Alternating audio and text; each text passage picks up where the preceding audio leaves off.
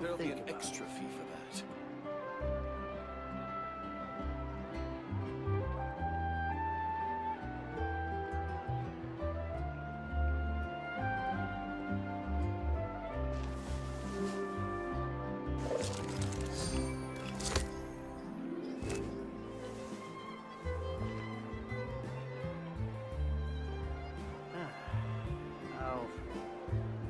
I'll think about it. There'll be an extra fee for that.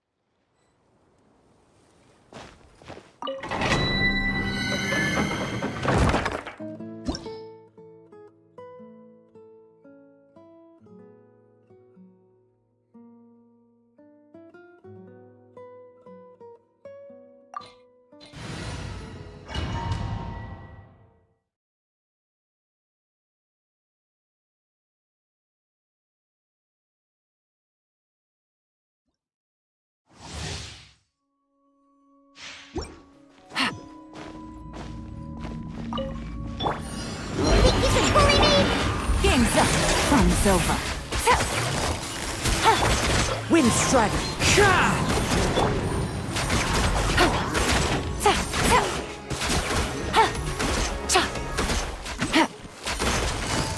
Busted.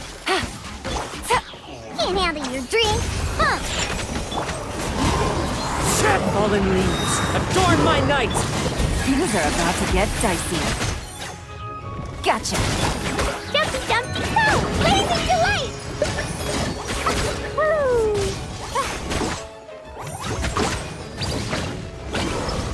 Yeah.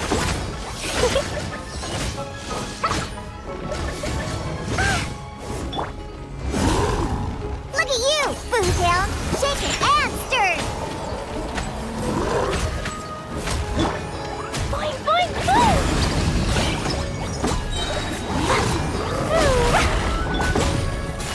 Quietly now. Think you can bully me? One with nature.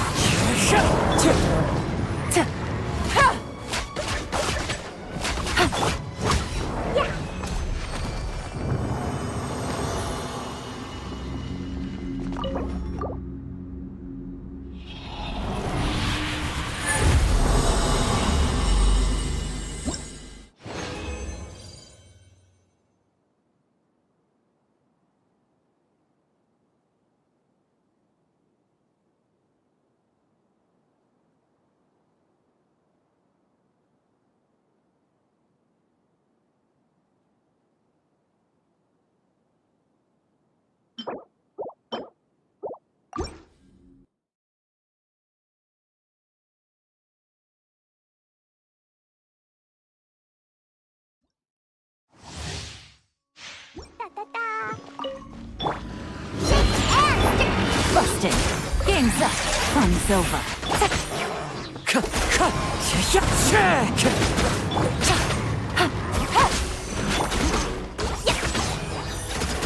La la la. Can't handle your drink, huh?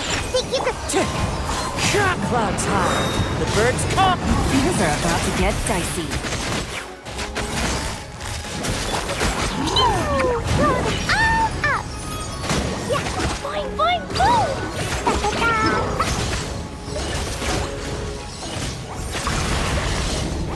Dumpy, dumpy, toe! Into the wind. Scratch! Quietly now.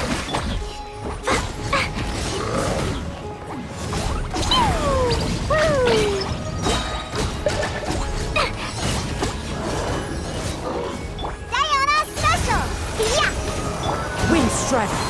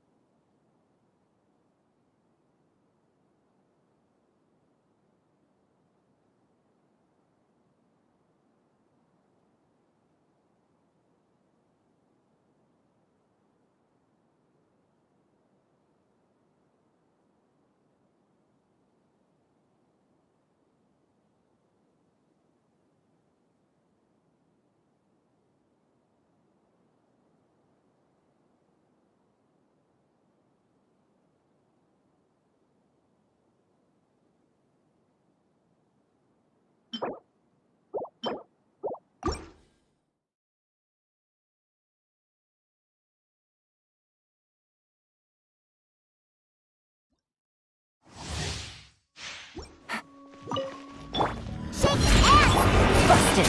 Here comes the catch.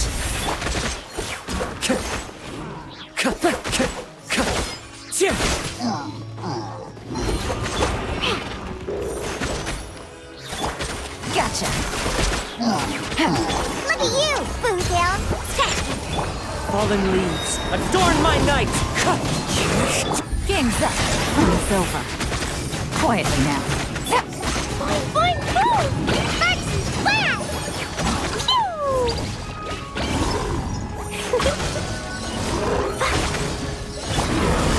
Gotcha. One with nature.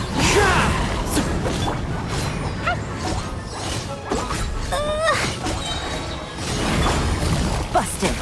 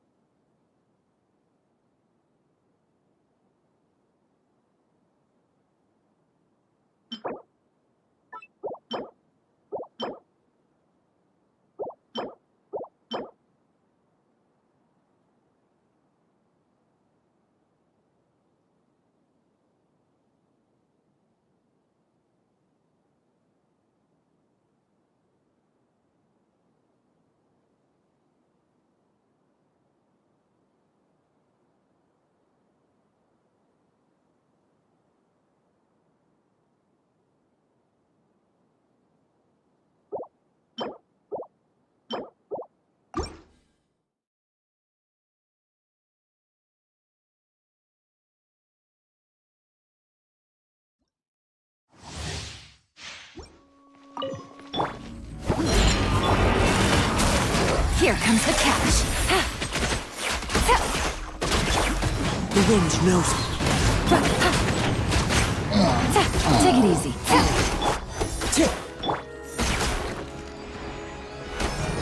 Pew pew! Quietly now. Can't handle your drink. Clouds high. The birds call! Into the wind! Shaking hands! Things are about to get dicey. Busted! Blazing delight! Boing, boing, boom! Yeah. Da, da, da. Quietly now. I'm a rock! Wind strike! Share! La la la!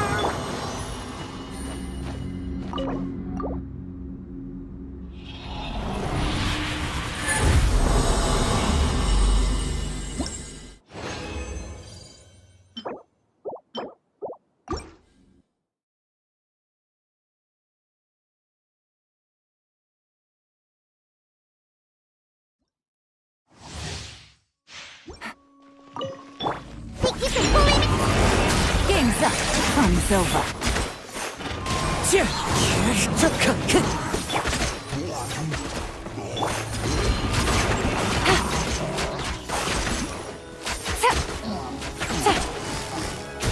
Look at you, Boo Down! As one with wind and cloud. Here comes the catch. Busted. Jumpy Dumpty Go! Woo! Shaking and stirred! Can't handle your drink, huh? La la la!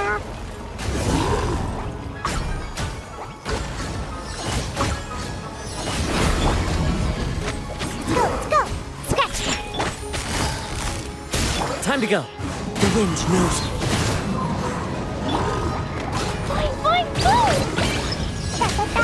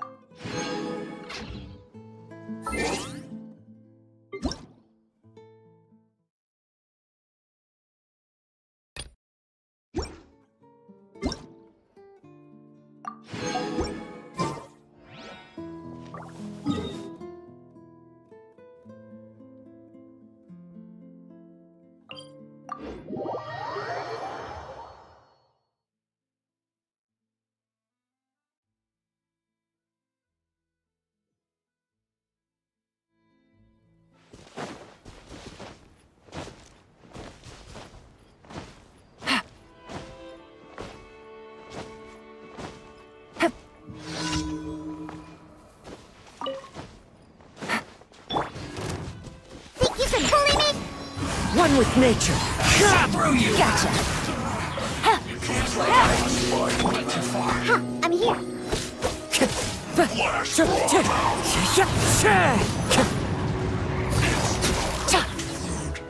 Disgusting.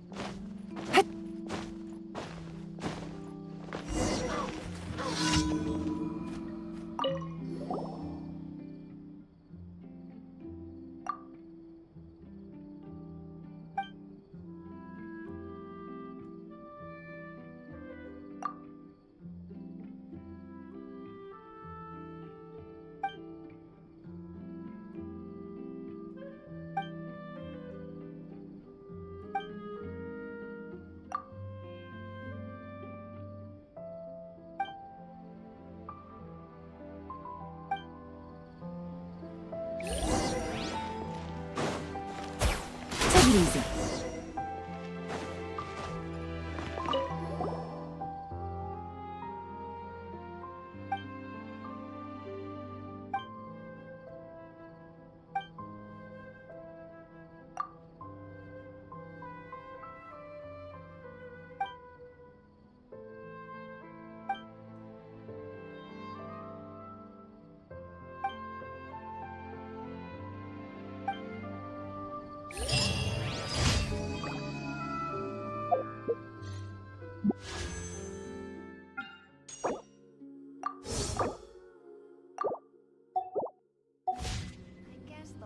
It really wasn't as complicated as...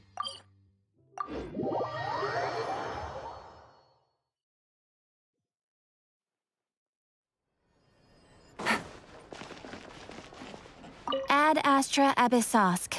Welcome to the Adventurers Guild.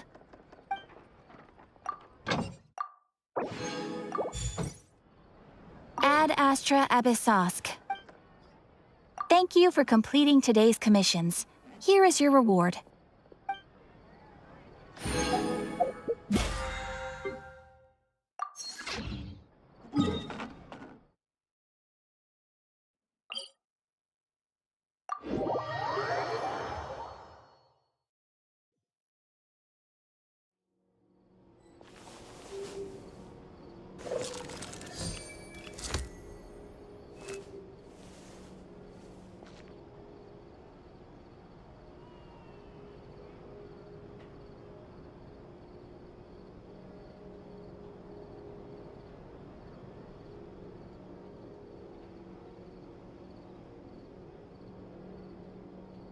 I got a new letter from an informant.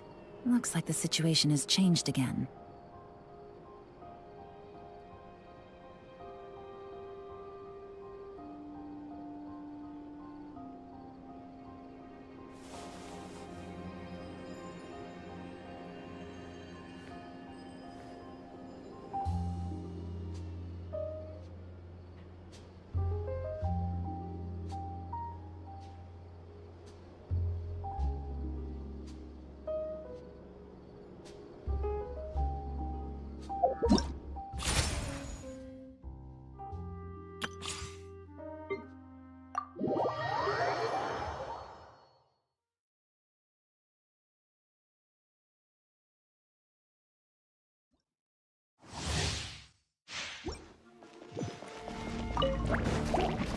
Judgment!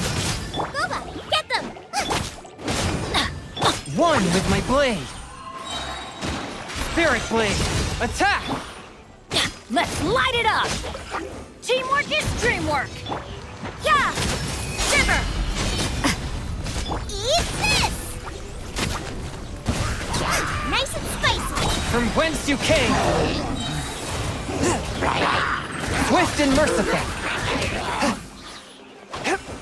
Everybody stand back! Adventure to judgment! Lights out. Submit for judgment! Boba, get them! Hey,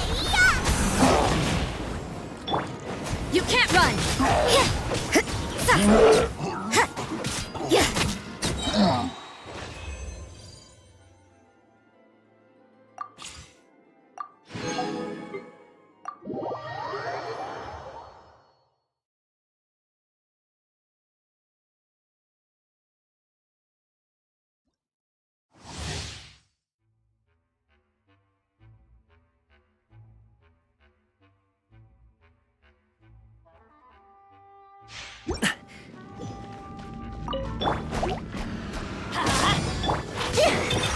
surprise!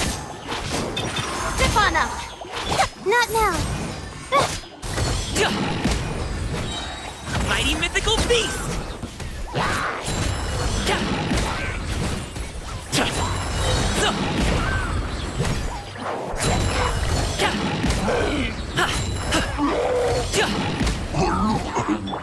Teamwork is dreamwork! Surprise! Don't be scared. The night is cold. Cue the spotlight!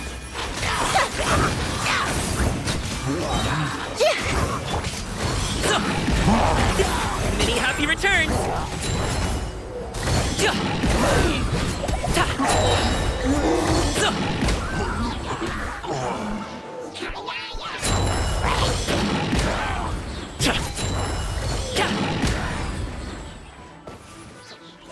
going in! Over here! Up to it, Manzai!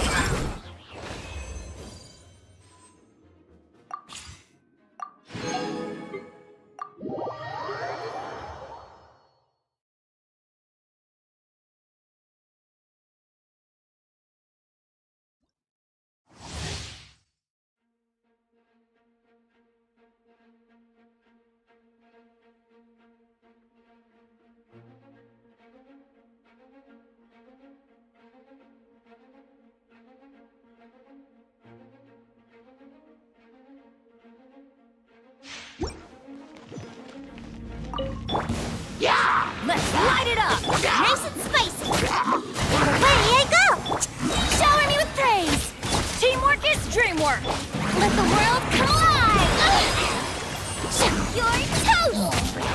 Nova, get them!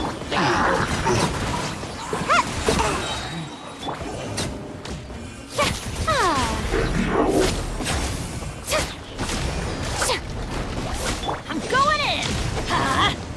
Nice and spicy! I'm out of here! Oh, brilliant!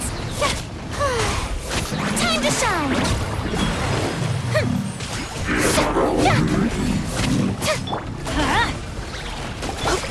And away I go!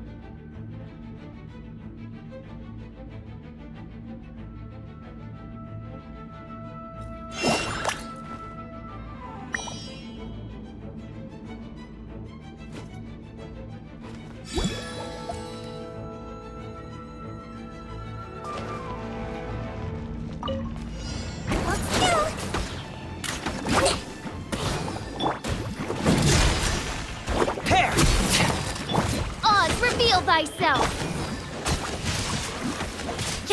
Ring cutter.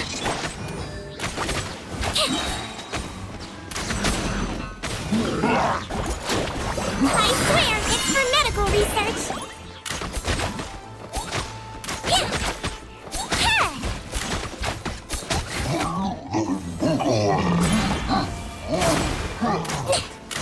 Frost is coming! Commencing cleanup! Witness the power of Boom! By royal decree! Calm down! Don't be nervous! Just relax! Go!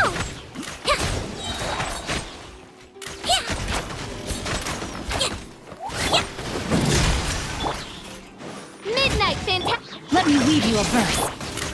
Let's see! I swear it's for medical research!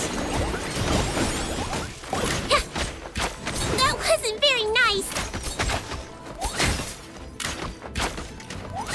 Oz, reveal thyself.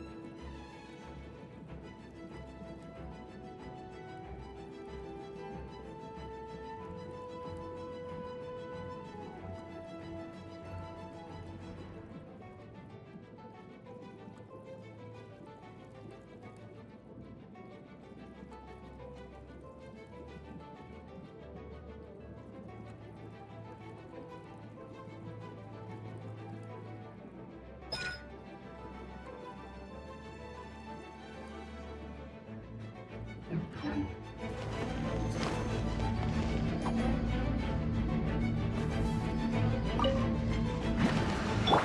here! Going under! Witness the power of Gugwa! Let's blow bubbles!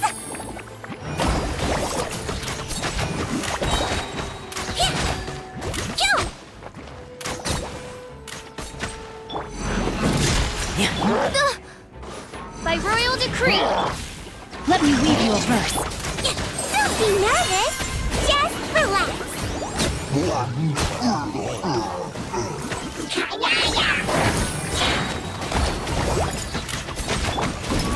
Commencing cleanup!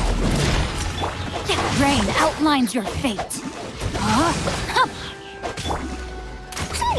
Wings of darkness! Come, sever na- Witness the power of Gugwa! You might feel a little prick!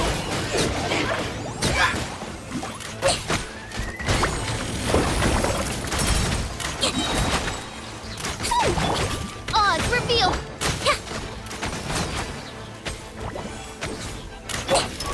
Going under! The frost is coming! Let me weave you a verse. Midnight Phantasma! Don't be nervous! Just relax!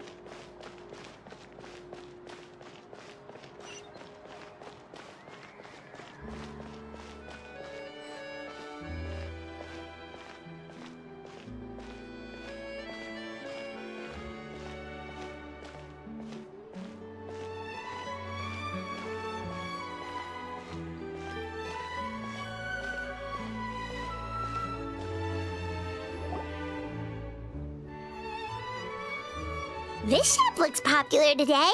Wonder what the occasion is.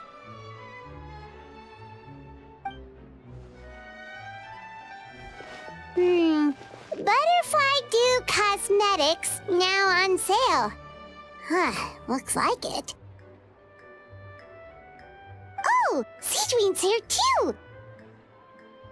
Hey there, Sigewinne!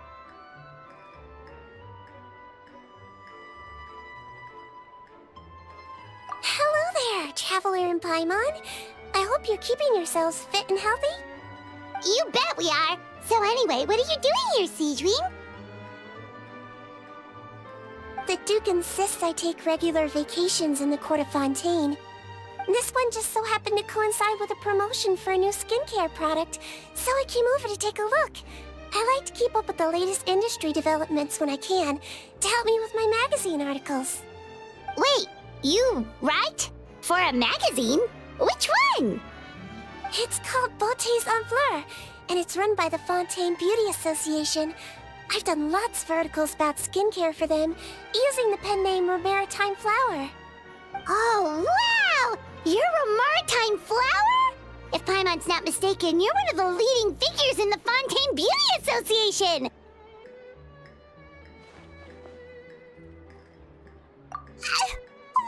What's so weird about that? Everyone loves beauty! I really like this role. The staff at cosmetic shops are always so polite. And as long as I wear a big smile on my face, I always get the best customer service. Well, they sure don't want to make an enemy of the Maritime Flower.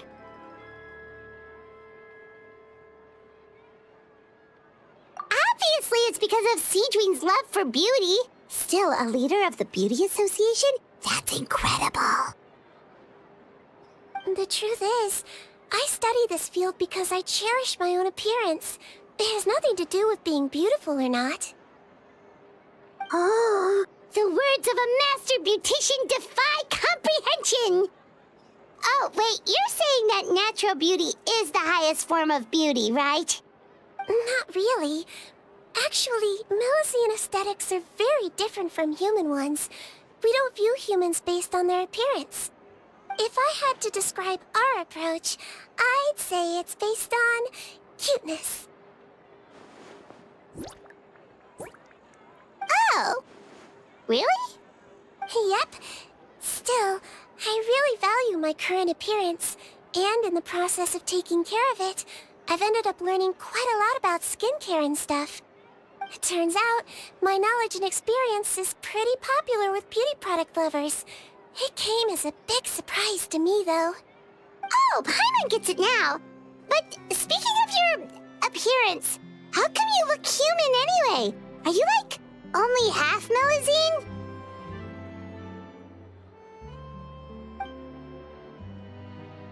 Ooh, wait, sorry. That was probably really offensive, wasn't it? No, I don't mind. I'm not mixed, though.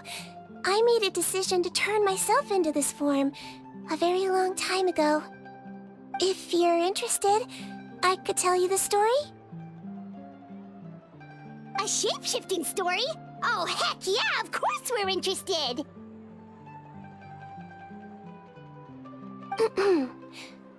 Once upon a time...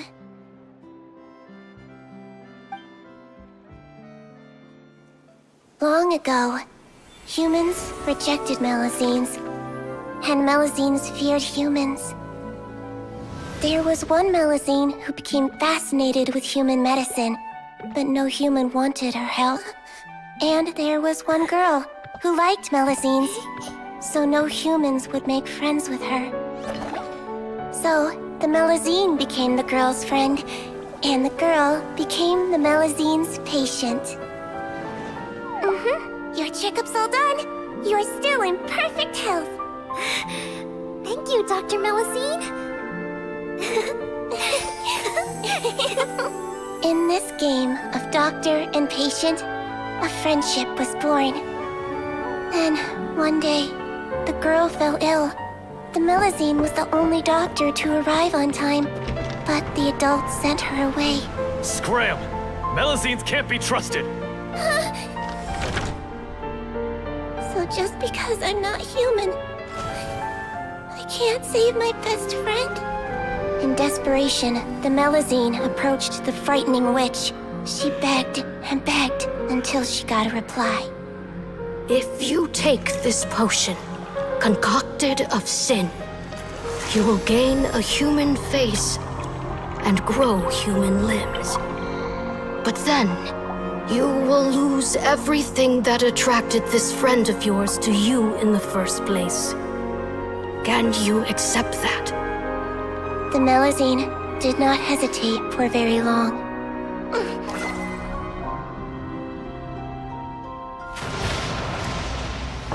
On a rainy night, a little doctor knocked on the girl's door. The doctor wore a hood and raincoat, maybe to protect her from the rain, but maybe also to hide a secret. The little doctor held the girl's hand and treated her illness, just as she had so many times before.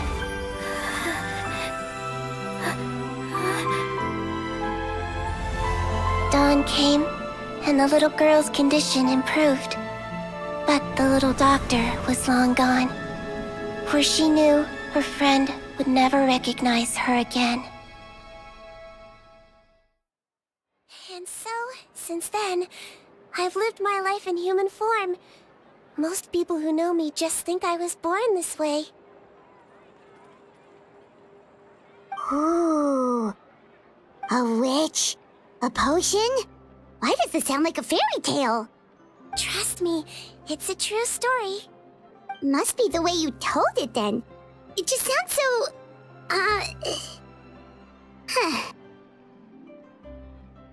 Yeah, not every melusine would take human form to save their human friend. That must have been a huge decision. Treating patients is a doctor's duty. We must always find a way, even when the going gets tough. Ugh. It's so crazy that they turned you away just because you were a melusine, especially when their daughter was so sick. Well, sometimes appearance can be a real barrier. But that was a long time ago. I like how I look now anyway.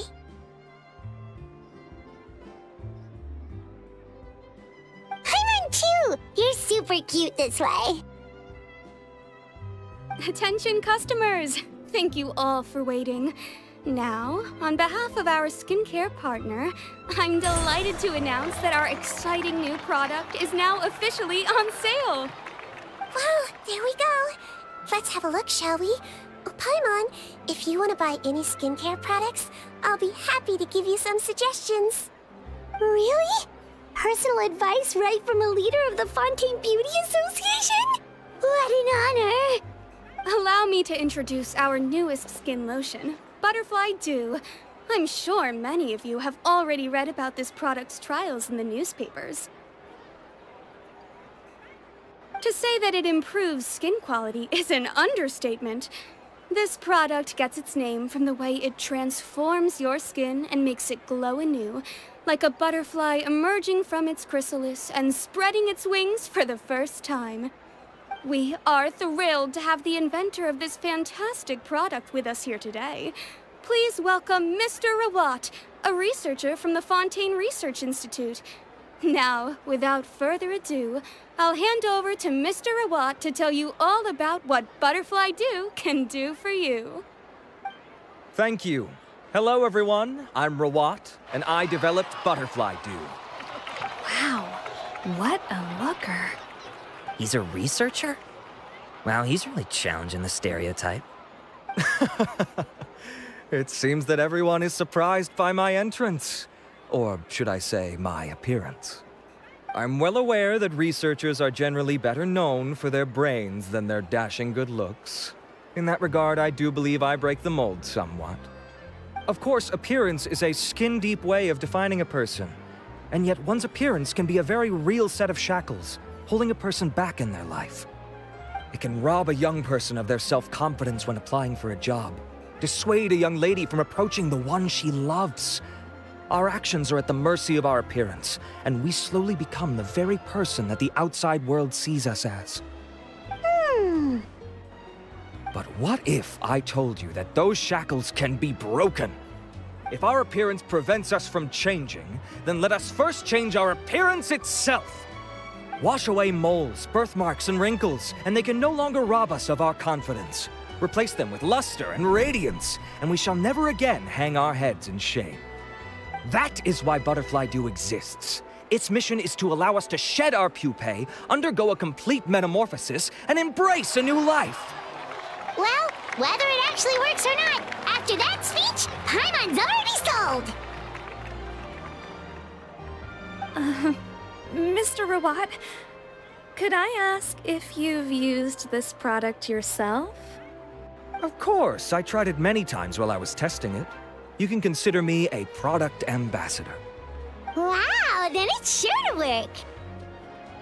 Still, I don't expect to convince you just by blowing my own trumpet. So, could I get a volunteer from the audience to try it out? Oh, Paimon volunteers!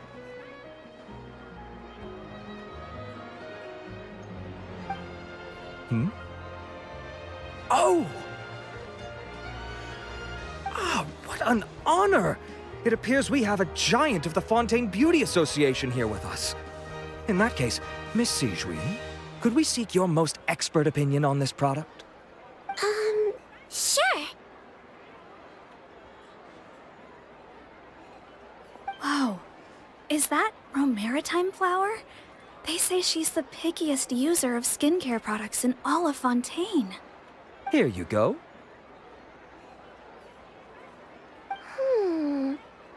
Well, it's very kind to the skin, and the absorption rate is high.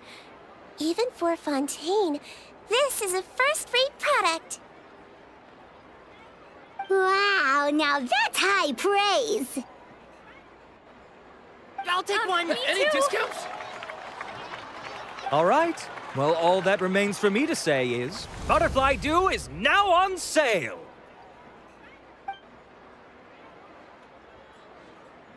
Think we should buy a bottle too? Of course you bring up Mora. Fine, Paimon will pay out of her own pocket and even share it with you. There, does that sound fair? And if you're worried about whether it's the right product for you, well, luckily for us, Sigewinne's here, so we can get an expert consultation.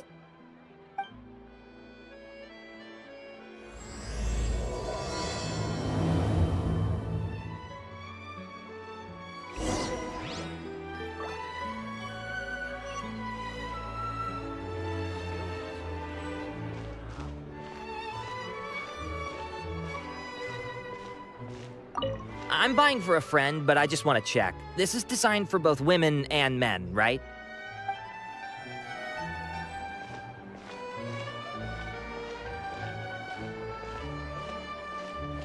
I was looking to switch up my skincare routine anyway. I'm gonna try this out as soon as I get home tonight.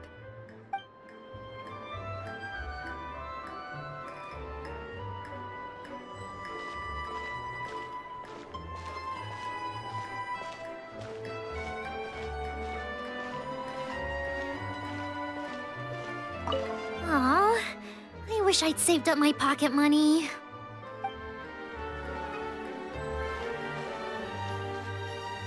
Stocks are running low, so purchase soon to avoid disappointment.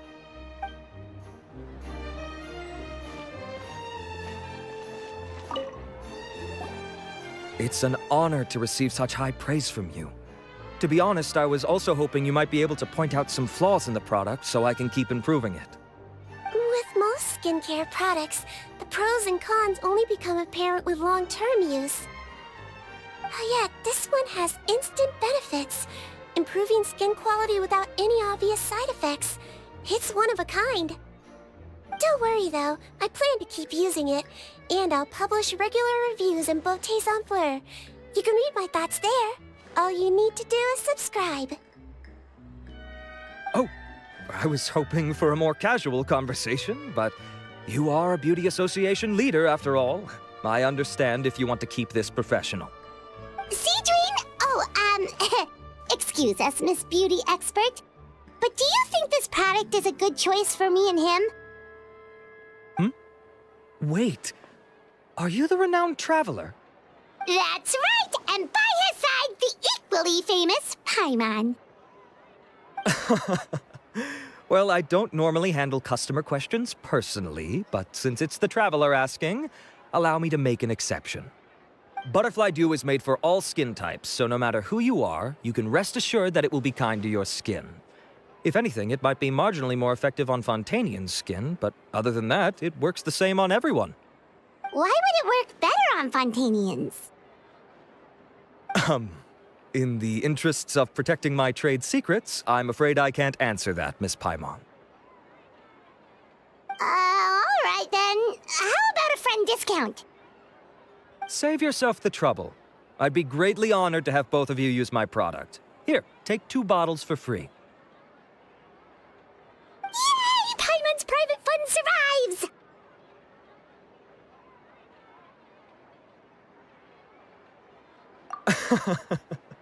I can see why you might think that, but please don't misunderstand. This gift is simply a token of my esteem. There's no business motivation behind it. To me, finding new customers for Butterfly Dew is about meeting kindred spirits, fellow admirers of physical beauty. I consider it a labor of love. Admirers of physical beauty? Eesh, that's embarrassing to say out loud. It sounds so shallow. It's nothing to be ashamed of, Miss Paimon. Most people claim to desire inner virtue, but it's still physical appearance that turns their heads. This is a fact of life. It's only natural for people to desire to become beautiful. And that's exactly what inspired me to choose this research direction in the first place. You're right. Everyone loves beauty, don't they? Look at the time. My apologies, but I have other things to attend to. I'll leave you with these 2 bottles of Butterfly Dew, and I look forward to seeing you again. Paimon, I'd say there's no need for you and the Traveler to use this product for now. Why? Is there a problem with it? The quality is fine. I just think there's room for improvement. I think I could add some ingredients to the mix to make it more effective. Really? Then why didn't you tell Rawat about that? Researchers are a very special breed of human. You can point out their flaws to their face and they won't mind very much. But if you tell them that someone else could do a better job, ooh, now that'll make them really upset. If I'd mentioned it, he probably wouldn't have given you those 2 bottles for free. Fair enough, that makes sense. If you're interested in the more effective version, I can write up a list of ingredients for you. Just come get me once you've gathered them. When you say more effective, you mean it'll make Paimon even prettier? Ooh, how can we say no? As for me, it's probably time I got back to the Fortress of Meropide. I mustn't leave the infirmary unattended for too long. Alright, see you there then!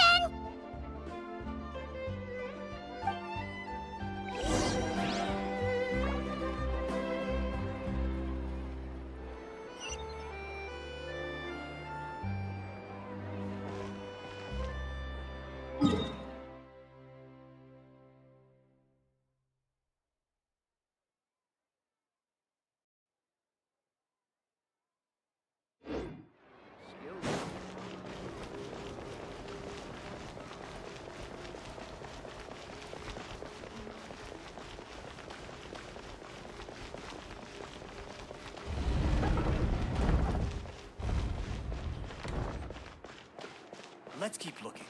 I'll help you find it.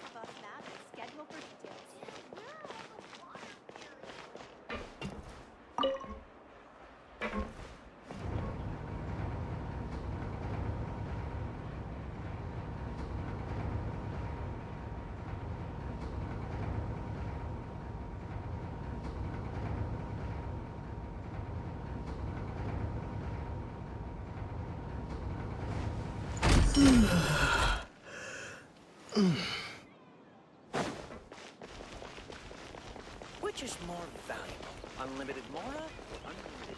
Welcome to Palais Mermoni.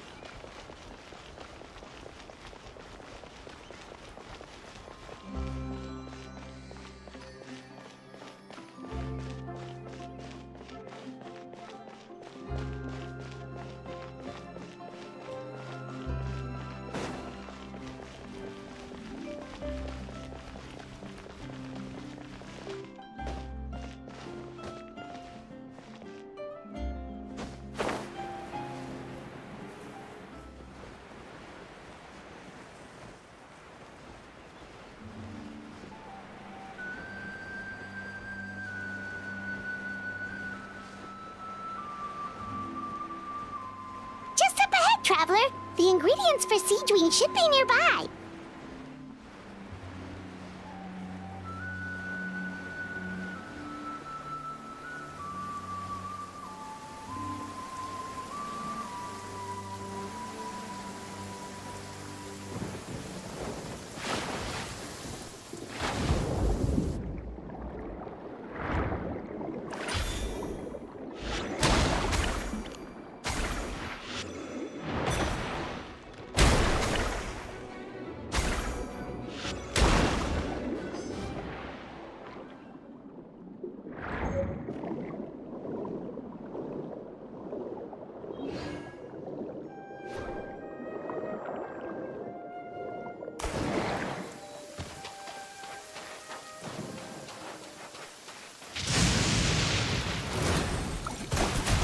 Water jet!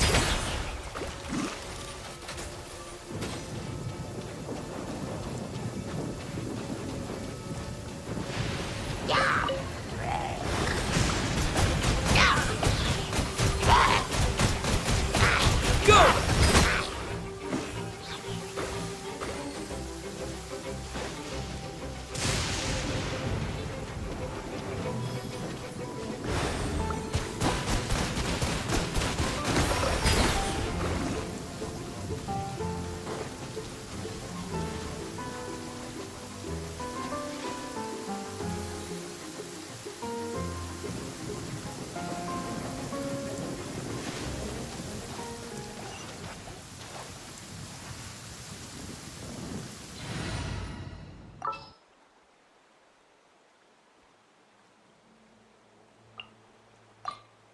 You got a side job for me? Sure thing.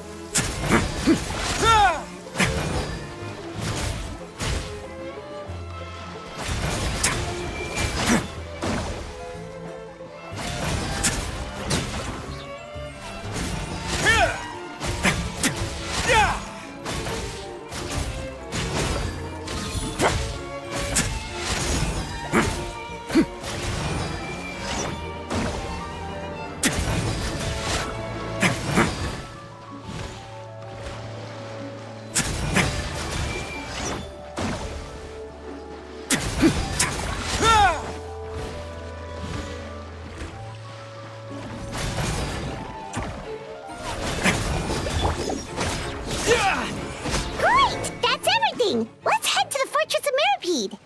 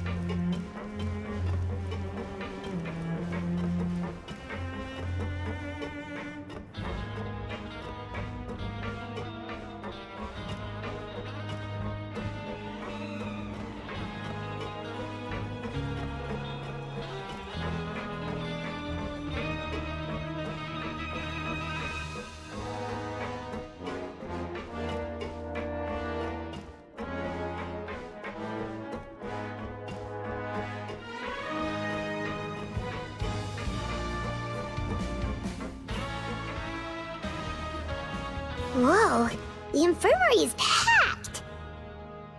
Please, you have to believe me. I saw it with my own eyes last night. Another me! He looked exactly like me. Got it, okay. I've written down everything you told me. Now, I have a few tests to run. Take a deep breath, and don't worry, it's nothing to be nervous about. First, which finger am I holding up? Your index finger, but I'm telling you, my mental state is fine. I'm not crazy. Very good. Now, on to the next. Hey there, Your Grace. It's been a while, huh? Ah, it's you two. Indeed it has. I would offer you some tea, but I'm afraid the timing is unfortunate. Duty calls. No worries. Actually, we were looking for Sigewinne. Do you, know what all of this is about? This inmate came running to the guards in a panic, claiming to have seen his exact doppelganger. A doppelganger? Doesn't that just mean someone else kinda looks like him? And that's what I thought when the report first reached my desk. But we've inspected our records. No one even vaguely resembles him. Considering how certain he is of what he saw, I could only surmise that he's having some mental issues. So I brought him for a medical evaluation. All right, very good. Take a sip of water and rest for a bit. Evaluation complete. I couldn't find any symptoms pointing to a physical condition. I see. So do you still believe there's more likely to be an issue with his mind than his body? I have to assume so for now. Psychological issues are more difficult to detect.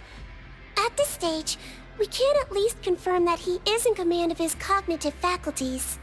The rumor mill will go crazy if word of this gets out. Guards, take him to the ward for a period of observation. The Marechaussee Phantom has requested my cooperation on a case, otherwise I'd deal with this myself.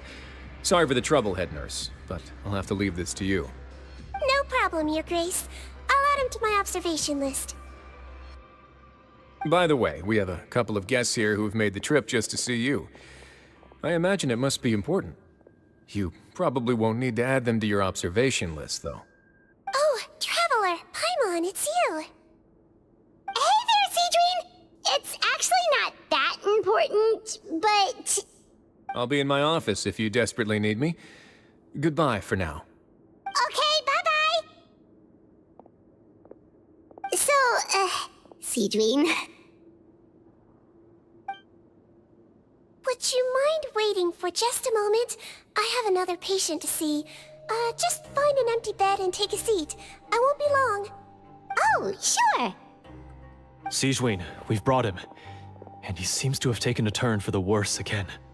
Okay, don't panic. Let's start by sitting him down here. Paimon had no idea how busy it can get for Sigewinne. Maybe now's not the time to ask for her help with skincare.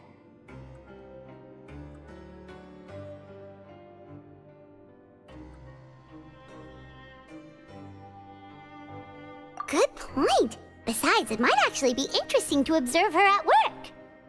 Well, this could hurt, so I suggest you take a deep breath first. Did his face melt? What happened to him? It's anyone's guess. His face melted off shortly after arriving at the fortress. But since he's a serious offender, he can't be allowed out for medical treatment.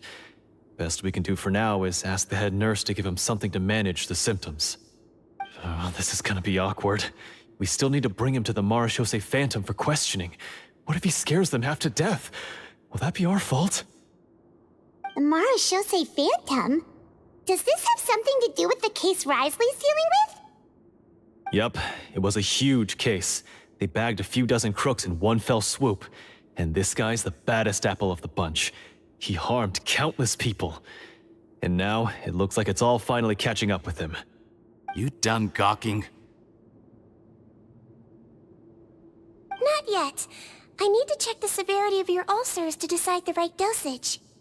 Don't worry. We melusines have a very different sense of aesthetics from humans. To me, you just look like a little kitty with slightly scruffy fur, but still just as cute. Don't patronize me. Do I look like a kid to you? Just give me the meds and let me out of here. I already missed my cell. Hey, lose the attitude.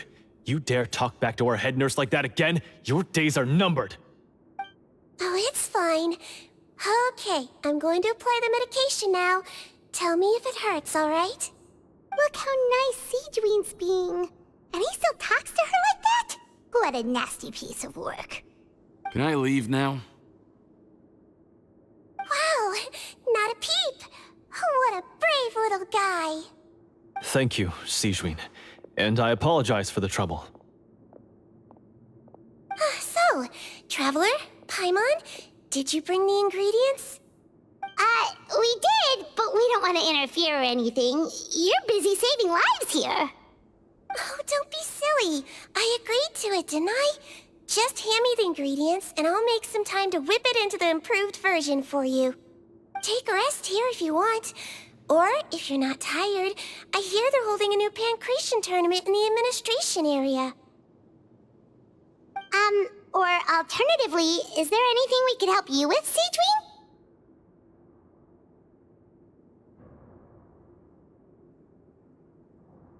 That's right! Let us help you out! It's the least we could do! Good point. Kind-hearted humans start to develop guilt if they accept free help from others. Don't worry. I'll take a look at my schedule. I'm sure I can find something to treat this condition. I gotta warn you, though, it'll be tiring work. So I suggest you take a break first, then come back and see me when you're ready.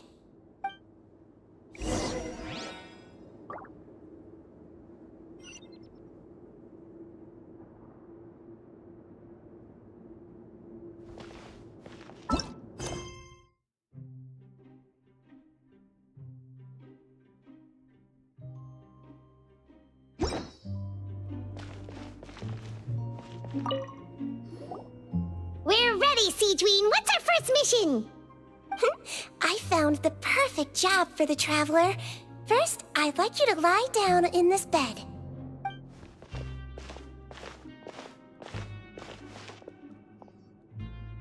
What for?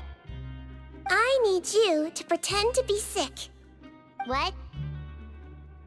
Oh, is it that difficult? I thought you did a pretty good job last time. Oh, so you knew. I sure did. He was way more interesting than the usual malingering inmates, and you played along very well, Paimon. I observed you two for quite a while after that. Well, this is awkward. But why do you need us to do it again now? No time to explain. My next patient will be here any second. Please just do as I say. You can, pretend like you've got a nasty headache, and throw in some dry heaving for good measure. Okay.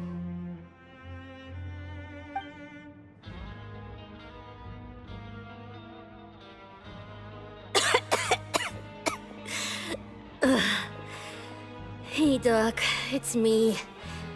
I'm only here because my mom won't stop pestering me about it. So annoying. Well, your mother has enough on her plate with a busy job. Well, the last thing she needs is to worry about you being sick as well. I know. I shouldn't treat the place like a playground. Shouldn't go swimming in the lower levels where we join up with the sea, because it'll give me a cold and distract her from her work. I thought I'd be able to have some fun here at the fortress for a few days, but it's always, don't do this and don't do that. All right, sit yourself down and I'll take your temperature. Your fever still hasn't gone down. Well, here's your medicine. 1 cup for starters, and we'll see if it helps. But Doc, it's so bitter. Do I really have to drink it? I mean, I'll be fine, right? I've got an uncle who caught a cold. His fever went away on its own after a couple days. Can't you just write me a note saying I'm on the mend? I just need something to keep my mom off my case. I sure can. You're a very brave boy after all. Huh? Brave? What makes you say that?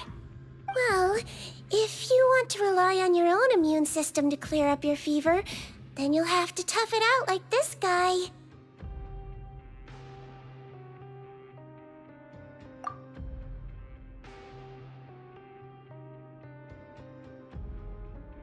Hang in there, traveler. Are you gonna puke? Paimon can get you a paper bag.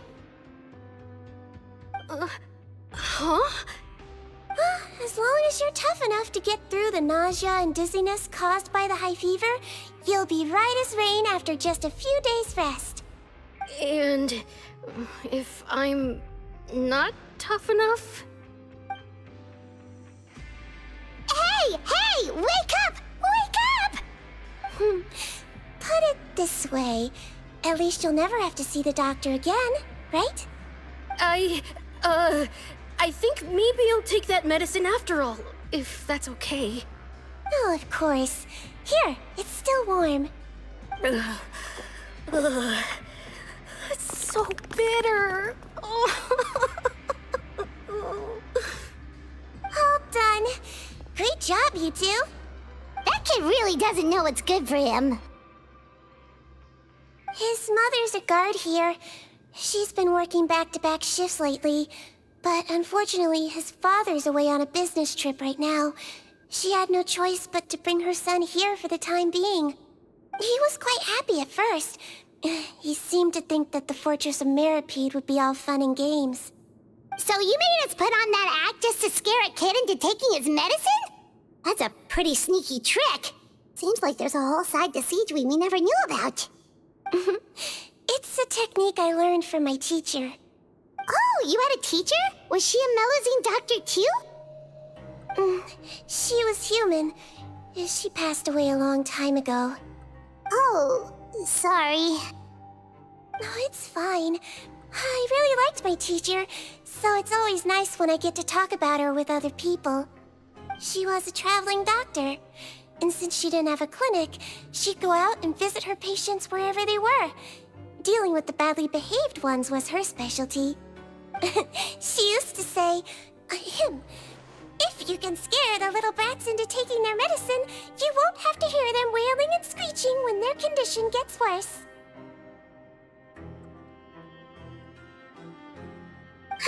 She sounds like a pretty strict teacher. Strict? Well, that's not how my teacher saw it. She thought of herself as terrifying to kids. Strange way for a doctor to describe themselves. Now Paimon's curious to know what she looked like. As it happens, I actually have a picture of her.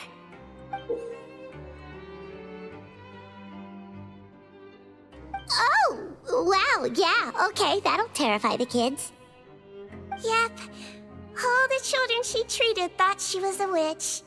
Why does it almost sound like you're envious of her? Oh, because I am. If she was here, all the children would take their medicine without any need for tricks. A doctor who looks like a witch. True, they wouldn't dare try anything funny with her around. Oh, me, on the other hand, it's hopeless. Children aren't afraid of me at all. That's actually a good thing, you know?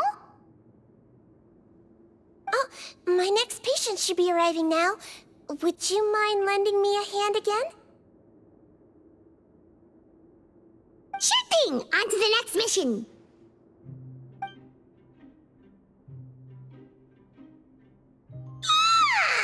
Is it nighttime already?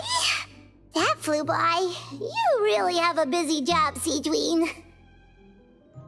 Well, thanks to you two, it was much easier today. Aww. Should we get some rest? It's getting pretty late. Oh, there is one last thing. I have to keep it confidential, so I usually leave it till after everyone's clocked out. Confidential? Are you sure you can tell us? Well, it's fine. You're not living here anymore, so it's okay if you know. All it is I have to prepare some ingredients to make healthy meals with. Wait, you mean those healthy meals? My patients refuse to eat any healthy meals I prepare in front of them, so I have to prep the ingredients in secret, then let the chef at the Coupon cafeteria handle the rest. Considering even the chef's version makes people uneasy, it really makes you wonder what's in it. You want to find out? I can teach you how to make it.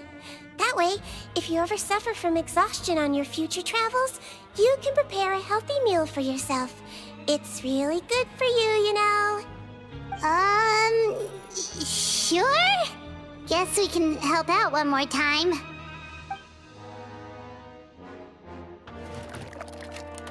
The ingredients are ready. Now, put them on the table and add them in the order I tell you. First, we add this special slime condensate, stir it thoroughly, then pour it in. Oh, see that? It adds elasticity.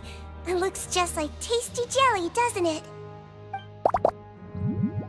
Yeah, it really does. Until you remember it's slime condensate. Next up, xenochromatic crystals. You want to crush them up into a fine powder, like powdered sugar.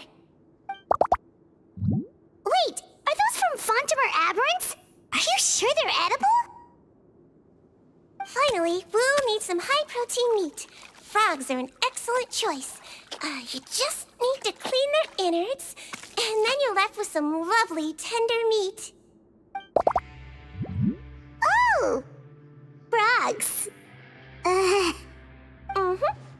And we're done. All that's left now is to pack them into lunchboxes and hand them to Walsey. Yesterday in the production zone, I noticed an inmate who's been working for 2 days straight. That means it's a healthy meal for him tomorrow. Sigewinne really does have the inmate's best interests at heart.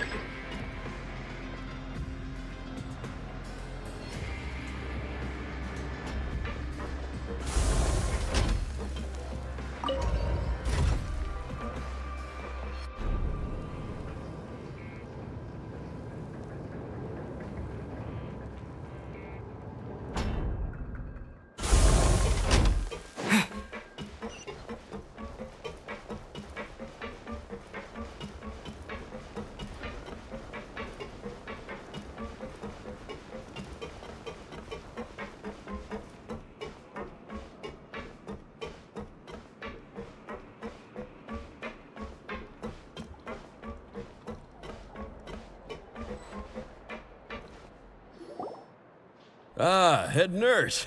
Got some extras for me? Just the one today. The serial number's on the lid. Sounds good. I'll make sure it gets delivered. Sounds like they're talking in code. Thanks for your help. Oh, it's no trouble at all. I only wish I could do more. You work so hard for all our sakes. I'd happily lose a little sleep if it meant helping you out. That won't do. If you reduce your sleeping hours any further, your health will start to suffer. All right. Nurse's orders. I'll do as I'm told. But you take care of yourself too.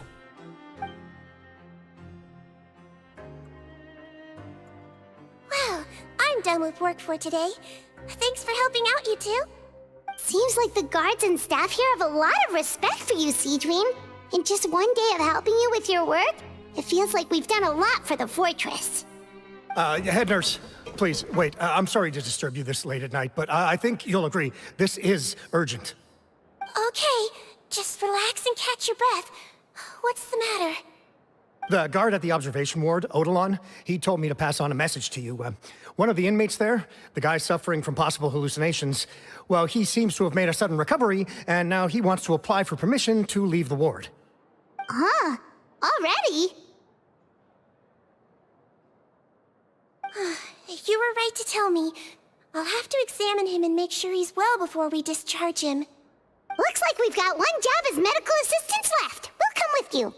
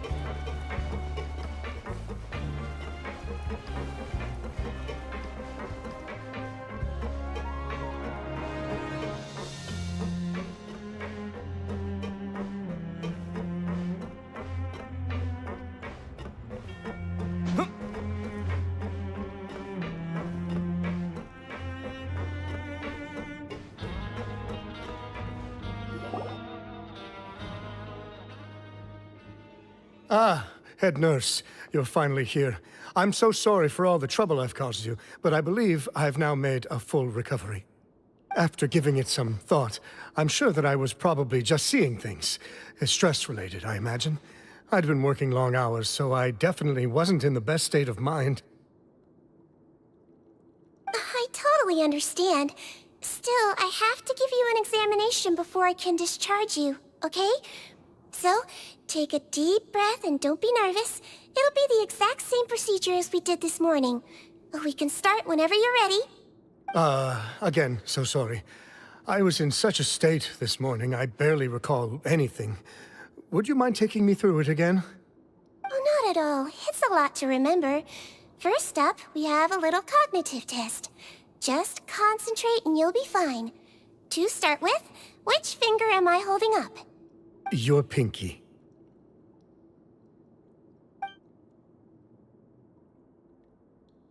All right, all indicators seem normal. So it was a stress-induced hallucination after all? Well, we've certainly had previous cases of mental illness caused by overwork, which is why I carefully observe everyone in the production zone. I wonder how I managed to miss the signs this time. Please, head nurse, you shouldn't blame yourself. I'm just still adapting, that's all. Pushed myself too hard, and I guess I couldn't take it. Thanks for looking after me. I'll be as good as new after a good night's sleep. And if you can give me the okay, I know I'll sleep better back in my good old dorm. It can be difficult to relax in an unfamiliar environment. All right then, you can leave the ward.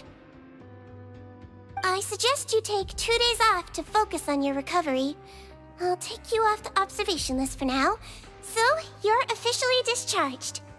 Great. I can't thank you enough, head nurse. Mr. Odilon, could you escort him back? Of course. I'm on guard duty in the administrative area tonight, so nothing will go wrong. You have my word.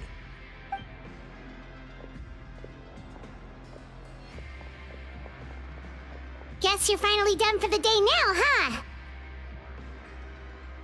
Yep. But I still haven't gotten around to making that improved lotion for you yet. Oh, no rush! Seriously, it's super late now. You should go get some rest too.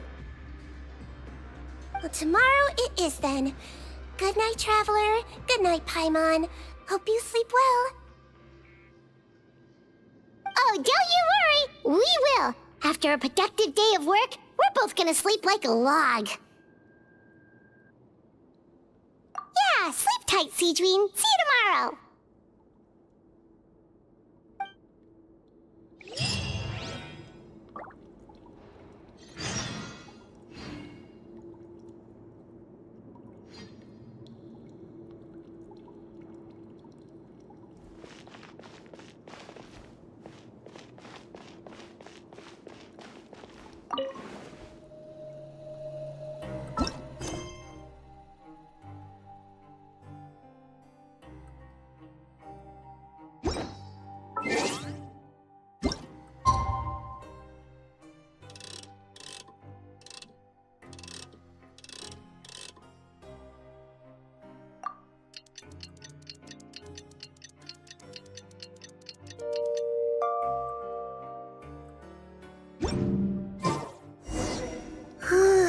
Paimon really did sleep like a log.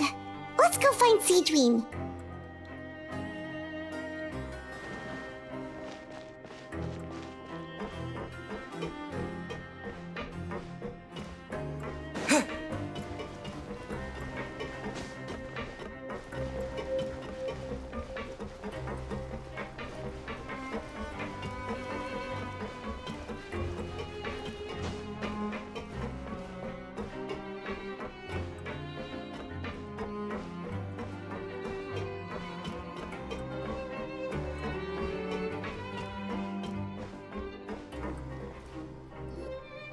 Whoa! How is the infirmary even busier than yesterday? Good morning, Traveler and Paimon. I have a few people here for a checkup, so you might need to wait for a while. No problem. Anything we can do to help? There's a bit of a complicated situation here. I'm still getting to the bottom of it myself. You have to believe me. I'm telling the truth. You're in a medical facility. Keep it down. Please, listen to me. I'm not Gascon. I'm Uy.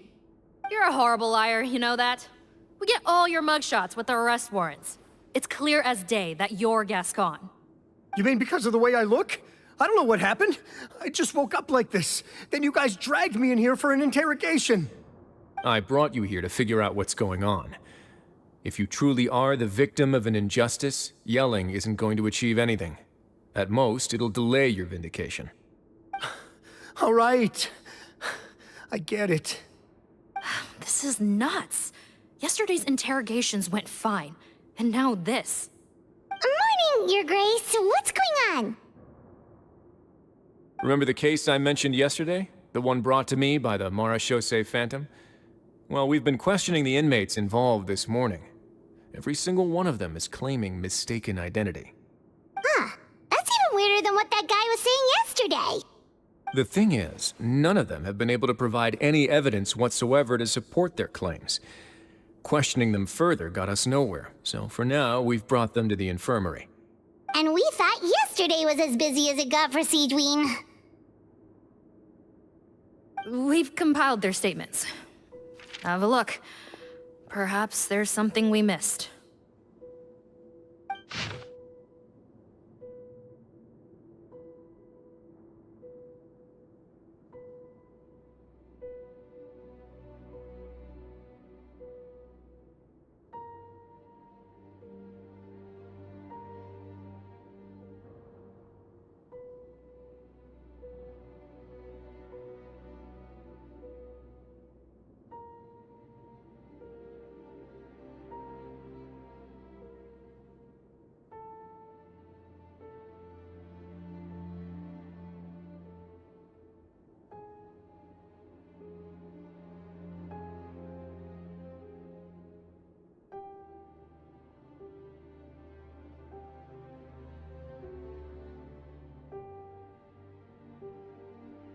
Wait.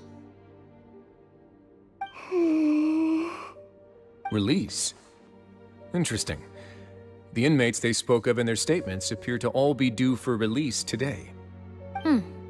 I noticed that too. If that's their plan, they're underestimating us a little. Every serious offender claims that there's someone else who just so happens to be due for release today.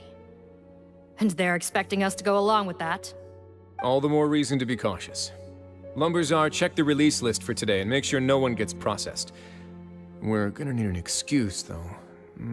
Just say we're out of forms, and that we're furiously printing more as we speak. I'm on it. It's conceivable that our group of serious offenders somehow found a way to switch places with inmates who are about to be released, so they can walk out right under our noses. We did consider that possibility. But I mean, just look at them. They match the warrants, period. How could there have been a switch? Only if they're dead ringers for the inmates due for release, I suppose. I gave you that name list yesterday to assist in your investigation. Did that help? Yes, the inmates' mugshots were attached to the list. The first thing I did was check for lookalikes, and I didn't find any. The only other thing that stands out to me is that their voices sound a little different today. But it's not exactly hard to put on a fake voice. Oh, really? What does our head nurse make of all of this? Give me a moment. I think I have a way to confirm whether there's been a switch. I know, it's not time to change your dressing yet, but please bear with me. Huh? Isn't that the guy from yesterday? This should be Honore. He has very severe facial ulcers, which require an operation in the hospital at the Court of Fontaine. I authorized him to leave the fortress for medical treatment under guarded escort. Yes, like I told you. I'm not Putton. I'm Honore. So there has been a swap. Well, I can see what happened in Potton's case, but how do you explain the other inmates? You're not telling me their souls switched bodies, are you? No, I believe it was their faces that got switched. The method is a bit like replacing a tooth. Take the bad tooth out, put a false one in. And actually, I think I can prove it to you. Traveler, Paimon, do you remember Eric from the other day? Yeah, sure do. Then you can be my witnesses. To start with, please fetch the inmate who claims to be Eric.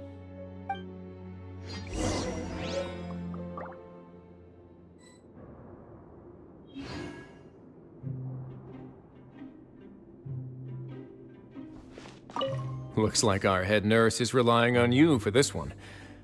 Thanks in advance.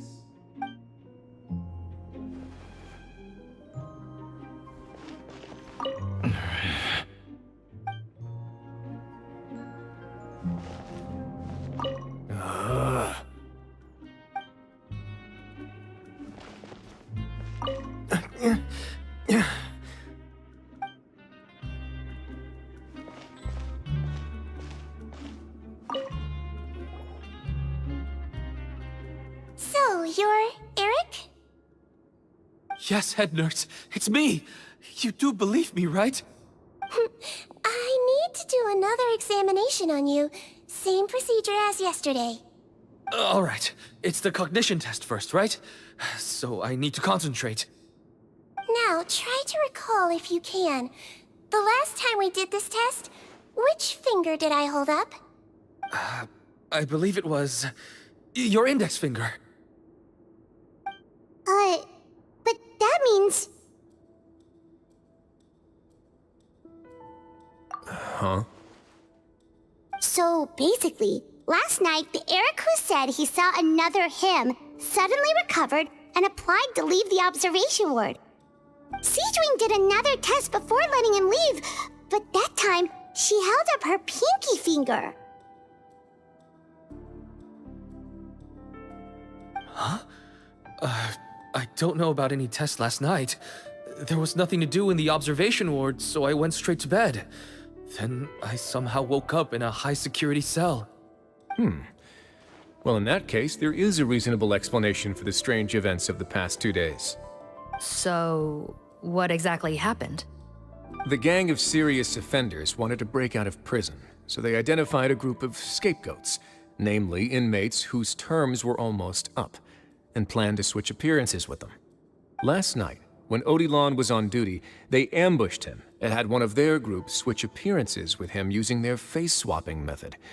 That allowed them to avoid scrutiny from the other guards. Then, once all the other inmates were asleep, Odilon spent his night shift carrying out the remainder of their switcheroo plan. However, they made one mistake. Henri changed his appearance to match Eric's earlier than he should have done, and ended up being spotted by the real Eric. Real Eric came to the guards for help, but we didn't know then what we know now, so we put it down to hallucination and sent him to the observation ward. However, since one of the gang members was posing as a guard, they simply changed real Eric's appearance and had their Eric take his place, muddying the waters even further. Right, because I put Eric on the observation list by then, and no inmates on that list can be processed for departure until I've discharged them. Hence why the imposters had to pull that little stunt to get fake Eric off the list. Yeah, it all makes sense now! The Duke cracked the case! Well, I can't fault the reasoning. But I'm afraid that we ruled out the possibility of face switching very early on in this process. Criminals altering their facial appearance to commit crimes is nothing new. In fact, one of the explicit duties of the melusines in the Marechaussee Phantom is to identify criminals in disguise. We carefully examined all the suspects, and there is no evidence that any means of disguise were used in this case. Huh. Well then, how do we explain all this?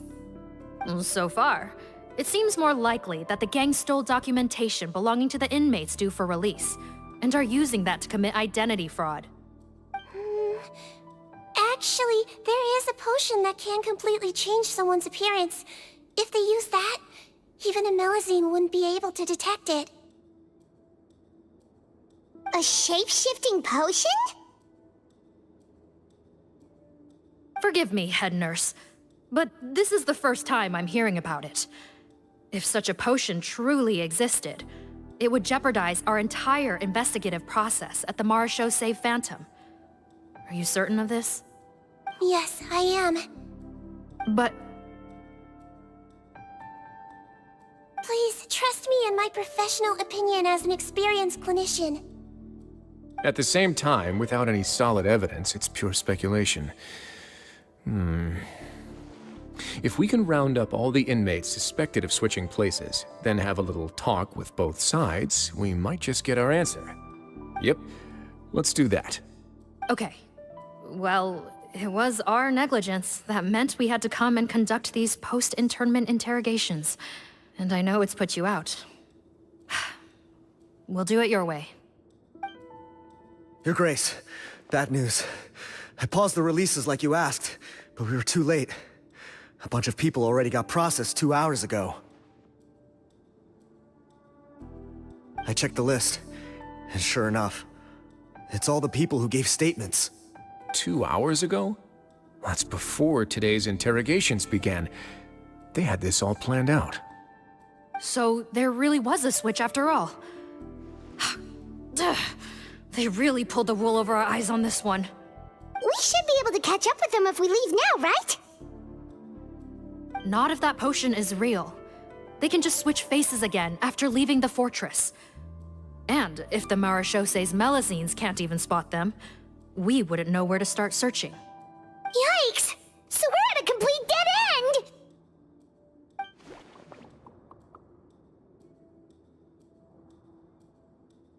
Well, technically there is one more lead we could follow up on. We were only able to arrest this gang thanks to the help of a researcher from the Fontaine Research Institute. I believe his name is Rawat. Oh? Rawat?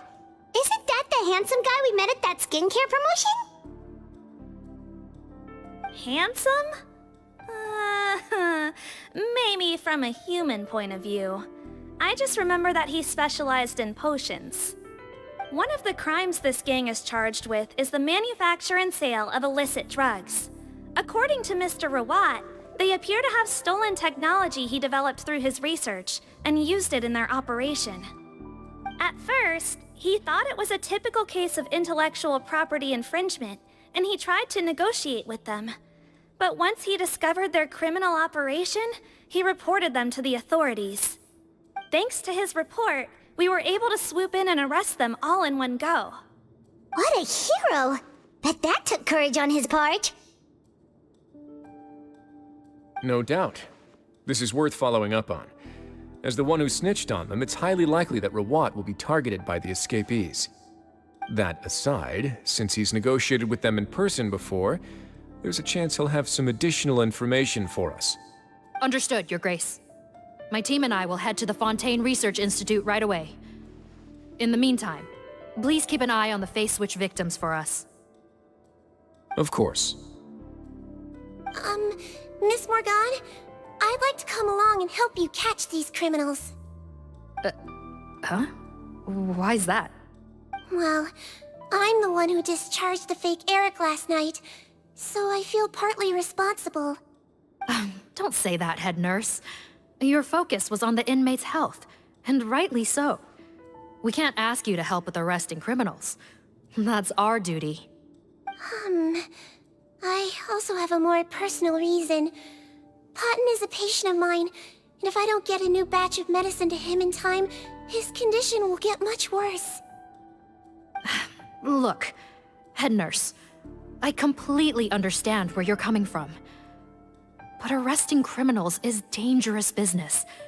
And if anything happened to you, none of us can afford to take on that responsibility. Don't worry, I can defend myself just fine. You say that, but still. If I may, Miss Morgan, Sigewinne is the one who raised the potion hypothesis, and I'm sure she has far more expertise on the topic than your team. My suggestion would be to bring her with you. And if you really are worried for her safety, then...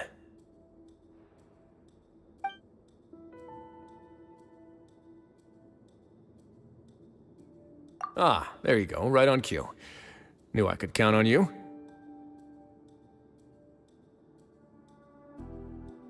Okay. Well, since this plan has the Duke's blessing, far be it from me to refuse. We should head off immediately. Time is of the essence.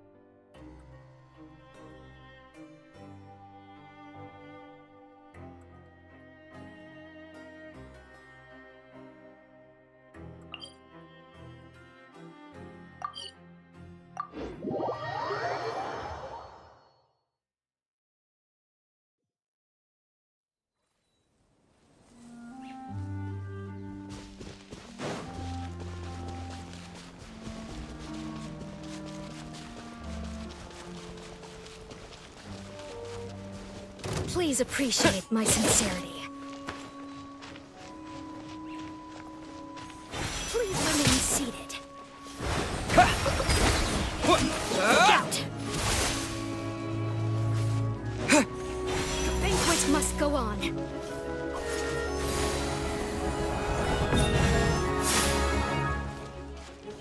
Please remain seated.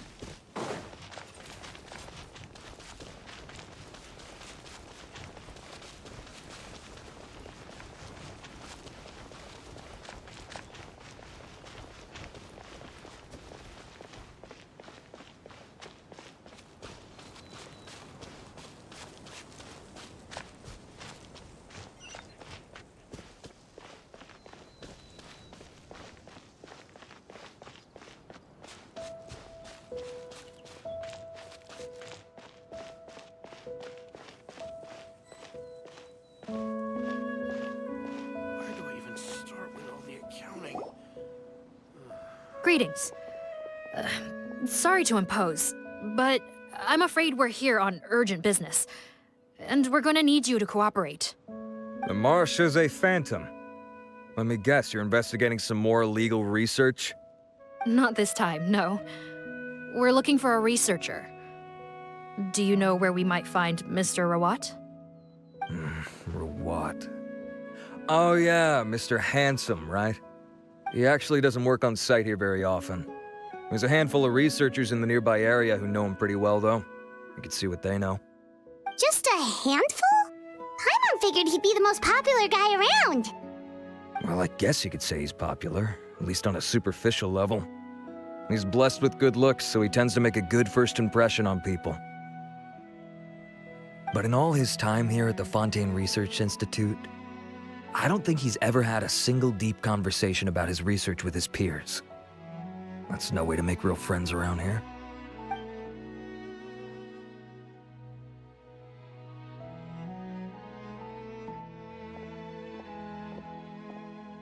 That's so weird.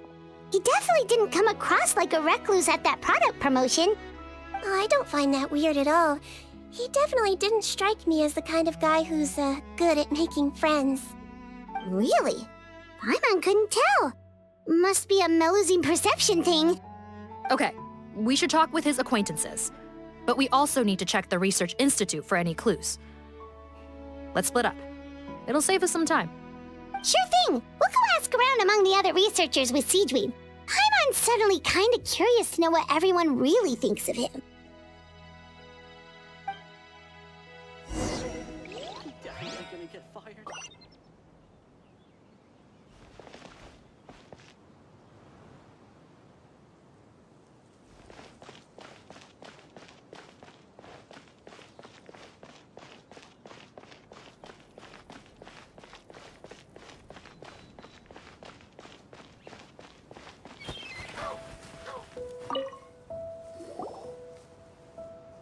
Excuse us, are you Audrey?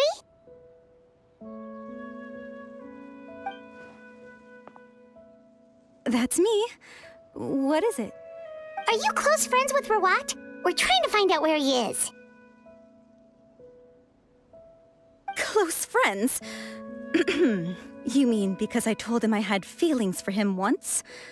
I doubt I'm the first or last at the Institute to make that mistake. Why would you single me out as a close friend? I should have known, really. Men like him, they just enjoy being surrounded by fawning women. They're not interested in a serious relationship. Okay. We were just kind of wondering if you might know where we can find him. Why would I know where he's at? I barely know him, and he probably doesn't even remember me. Ugh, this is getting annoying. Shall we go ask someone else?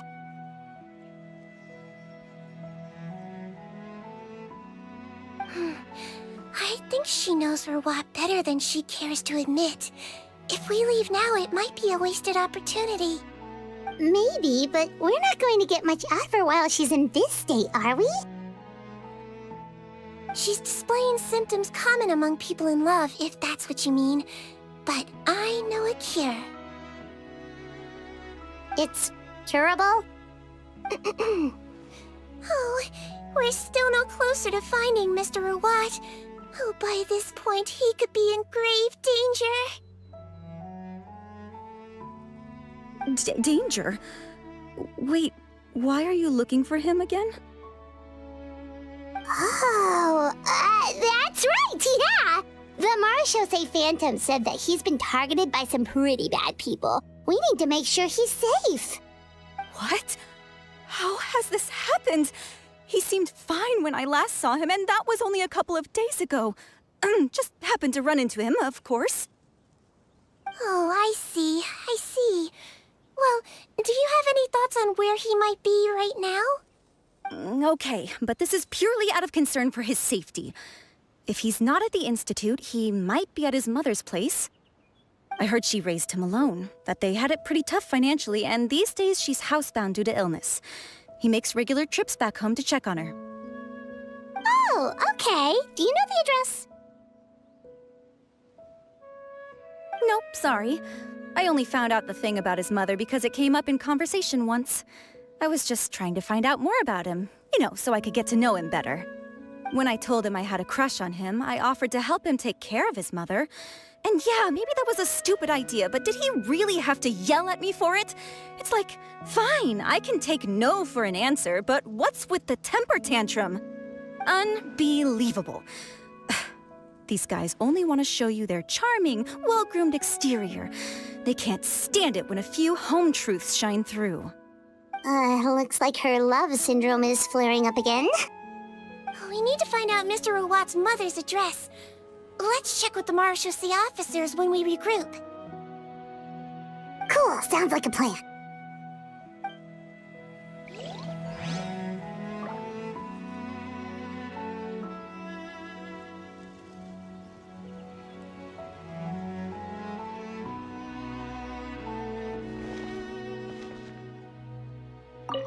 Well, I've told you everything I know. Don't you think it's time for you to go looking for him? Not that I care, obviously.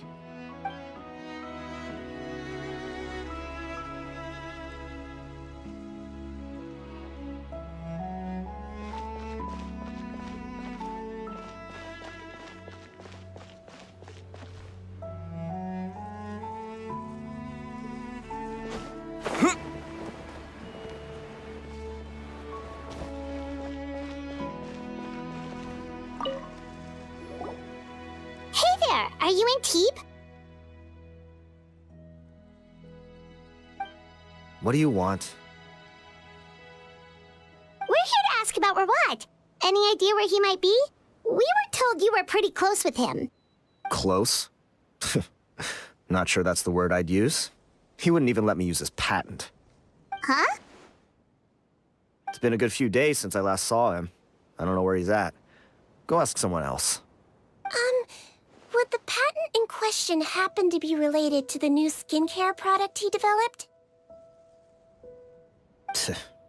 Yeah, kinda. Butterfly dew, or whatever he calls it. I heard he made a tidy sum off of that one.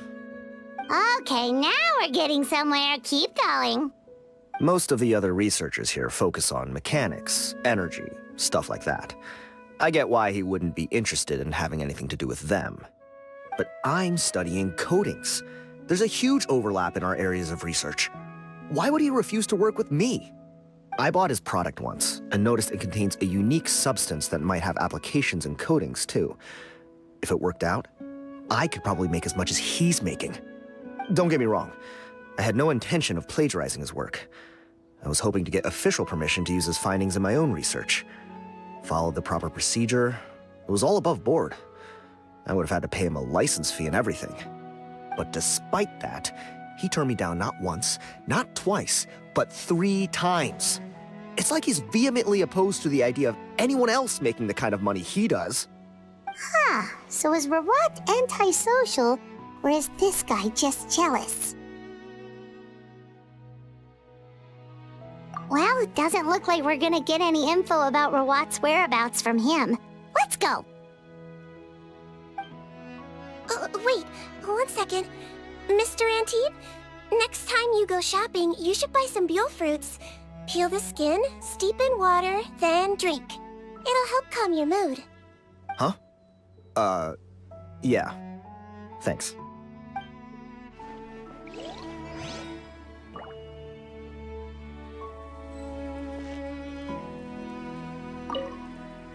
Gonna have to cut this chat short.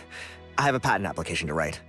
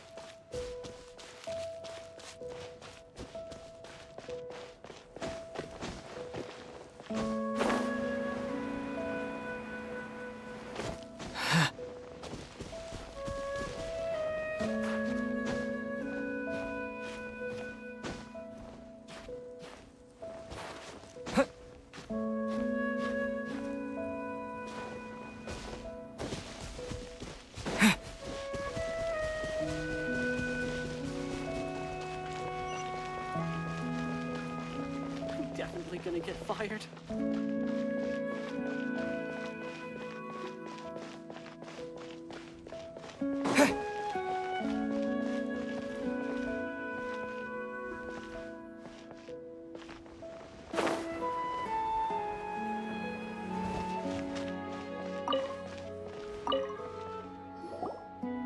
Sorry to bother you, sir, but are you Bertram? Who's asking? Just some concerned citizens helping out the Marechaussee Phantom with an investigation. We'd like to ask you about Rawat's whereabouts, if that's okay. We're told the two of you are pretty close. Not anymore, we're not. Turns out we don't see eye to eye. Oh yeah? What happened? The thing about us researchers is, most of us do what we do for some sort of higher purpose. But not Rawat. All he cared about was how to commercialize his findings. He won't even let you work with him unless you sign a confidentiality agreement first. Also, he has better control over who gets which intellectual property rights. How are you supposed to get any meaningful research done working with a guy like that? Now that I've got my own technical solution for my compressor, I don't need to work with him anymore. So that's what Rawat is really like. We'd still like to know where to find him. Is that something you can help us with? Wait, you're... Yeah, I know you. You're the head nurse at the Fortress of Meropide. Alright, then I'm happy to help you if I can. I respect the work you do. Medicine serves the highest purpose of all the sciences. Wow, turns out Sigewinne's got some real clout. Thing is, I have no real way of knowing where he might be. I stopped working with him 2 months ago, and I've barely seen him since. But if you want my advice, I'd say go talk to the peddlers. There's a few he meets with every other day or so. Maybe they know where he's at. Peddlers? Yeah, back when I was working with him, I noticed he met with them quite often. Wouldn't surprise me if they were involved in some shady business together, because it seemed like they went out of their way to avoid discussing anything in my presence. The little I overheard was about manufacturing and selling pharmaceutical drugs.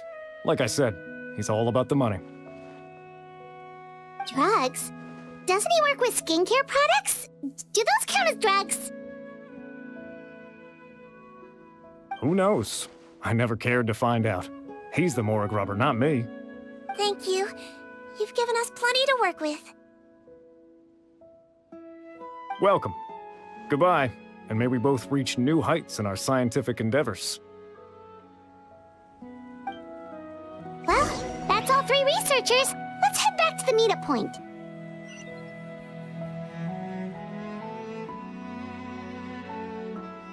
If my research project works out, the development of underwater spaces should become much easier.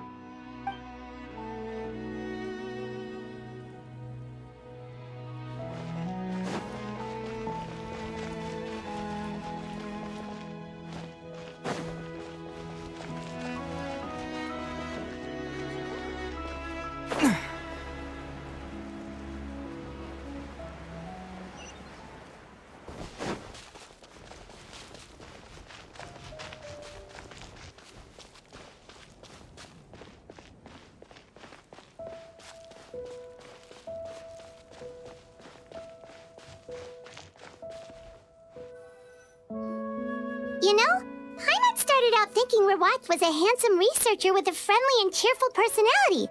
It's such a surprise to learn that his peers have a different impression of him. So, what's your view of him now, Paimon? A handsome researcher whose difficult upbringing turned him into a profit chaser with a chip on his shoulder? So your thoughts about his appearance haven't changed at all? Well, his looks are kind of a big deal, at least in Paimon's opinion. How did such a handsome guy end up being so antisocial? Even with his difficult family background, it just doesn't make any sense. You can't judge a person solely based on their appearance. Head nurse. Traveler. I assume you've spoken with the researchers. What did you find out? Bertram mentioned Rawat's involvement with some pharmaceutical merchants. Do you know if he's registered any pharmaceutical brands? Since he was a whistleblower on such a huge case, I ran a background check on him.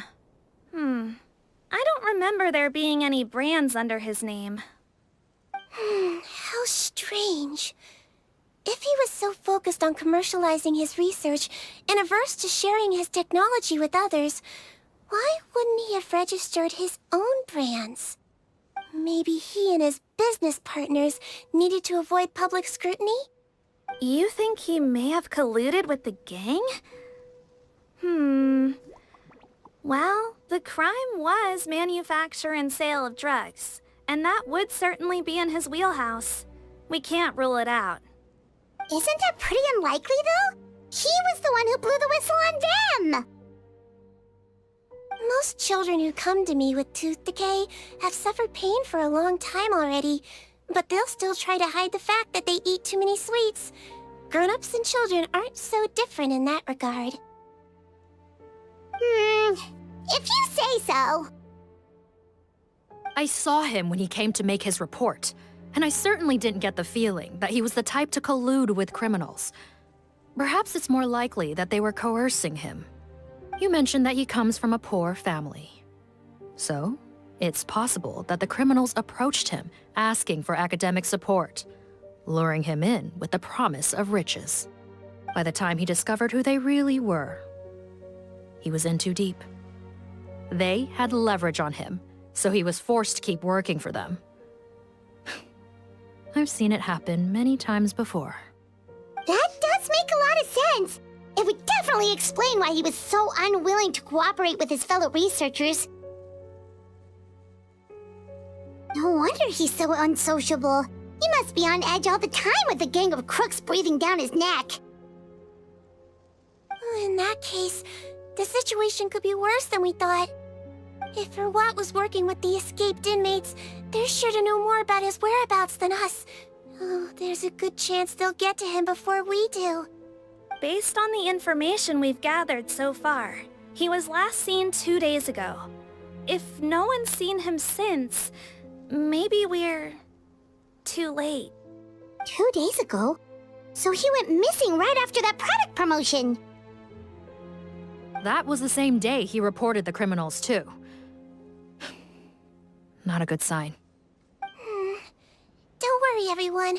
I believe we still have a chance. Since he disappeared right after blowing the whistle, it's likely that he's gone into hiding. Yeah, he must have been worried that they'd come for him.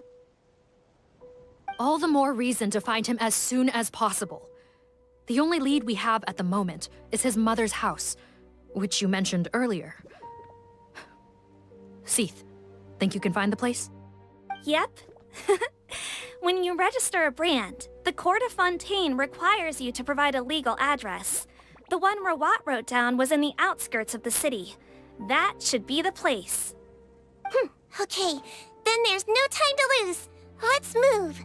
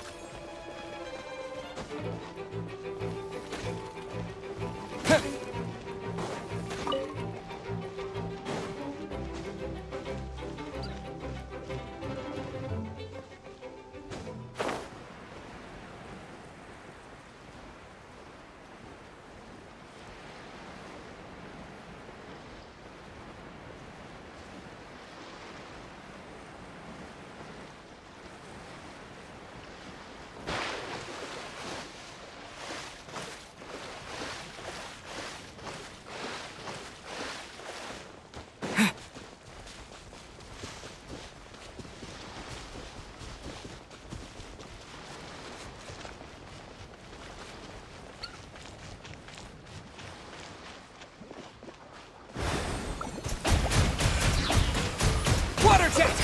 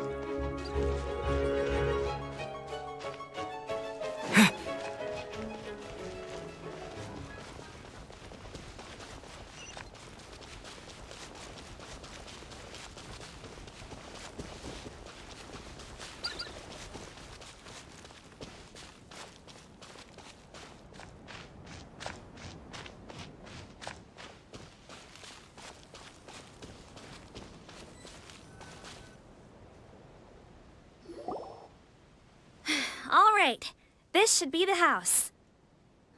I'm pretty sure this was the address. Okay, I'll knock.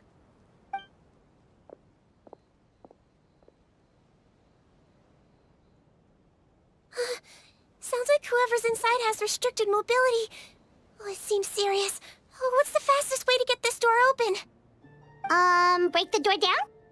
No, I'll handle it. Let the expert deal with it. There'll be a mountain of paperwork if we damage a citizen's property.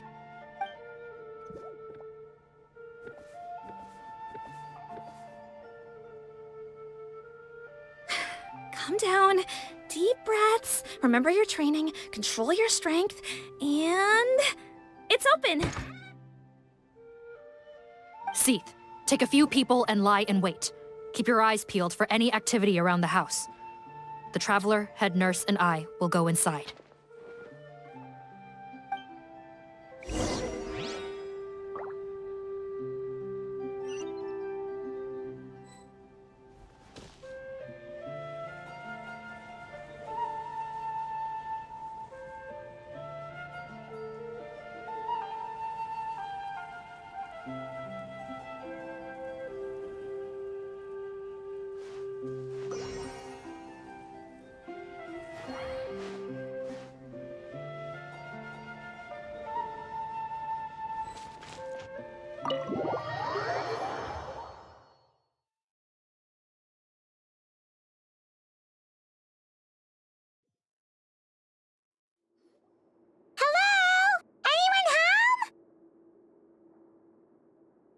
Oh, there.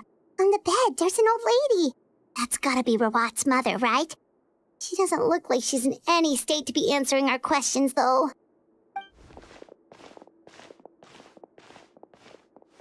We could try, but she is very ill. We mustn't force it. Well, doesn't look like Rawat's here. She's the only one we can talk to. Yep. Allow me. Hello, ma'am. Might I ask if you're Rawat's mother? We are trying to locate him.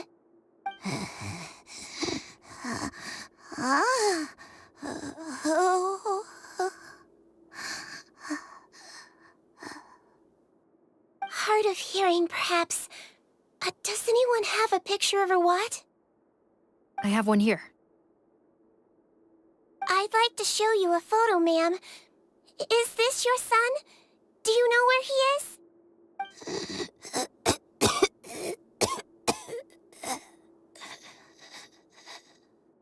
Looks like this isn't gonna work after all. Well, looks like we're out of leads. If Rawat's not here, things are looking very bad for him. Is it possible he could have avoided returning here because he knew he'd be in danger? Maybe. But if so, where do we look next? Maybe we should take another look at the Institute. Yes, so. I suggest we all return there now. We found a good amount of useful information the first time, but perhaps there's something we missed. This is our last hope. Sorry, officer, but could I stay here for a while? This patient requires some care. Of course. Traveler, stay with the head nurse. You're technically here as her assistant after all. Also, I'd like some Marechaussee members to stay as well, and keep an eye on the area. Why's that? If Rawat knows how serious his mother's condition is, he will return. Got it. Okay. I'll tell the squad members in hiding to stay put and keep a lookout. Thanks for helping me out yet again, Traveler and Paimon. No problem. But when you say her condition is serious, do you mean... Yes. She's barely clinging on to life. Oh. Let me take care of a few things first. Could you pass me the towel over there? Yeah, of course.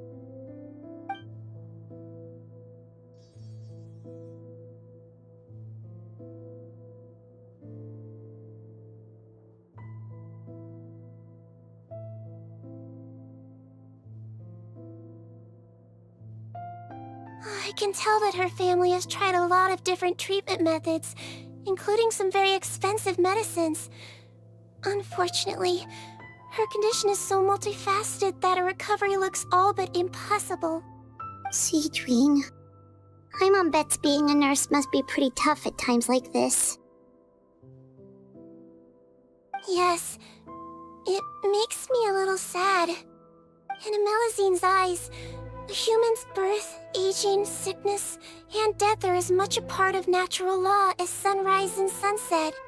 But human medicine can defy that law to some extent. In that sense, it is a science of miracles. That is why I became fascinated with it in the first place. But it was only after I truly became a doctor that I realized miracles don't always happen. Even the greatest doctors cannot cure all diseases. Sigewinne. Oh, don't worry about me, Paimon.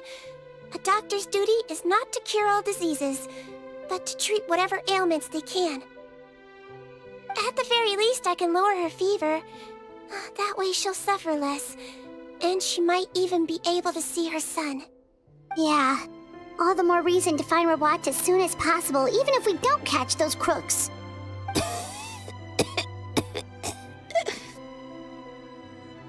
Oh, her fever is getting worse. Could I get some hot water? Sure, we're on the case.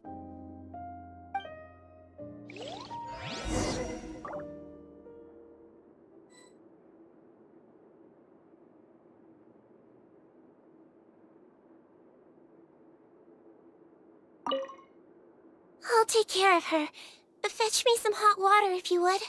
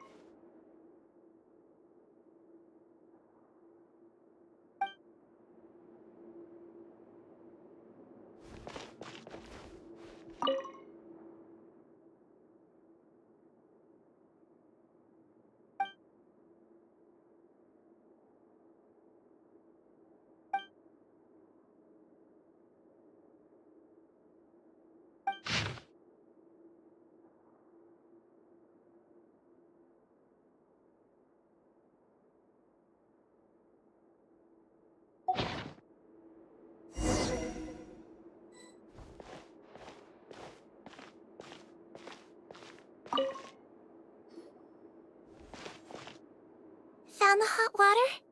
Sure did. And look what else we found. Judging by this journal, it seems like Rawat has a private lab.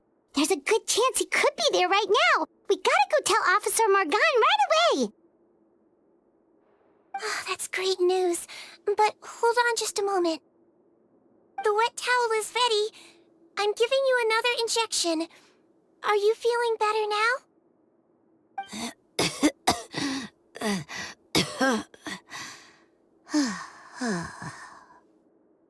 It's all right. We'll go bring him back. Please hang in there. Thank you.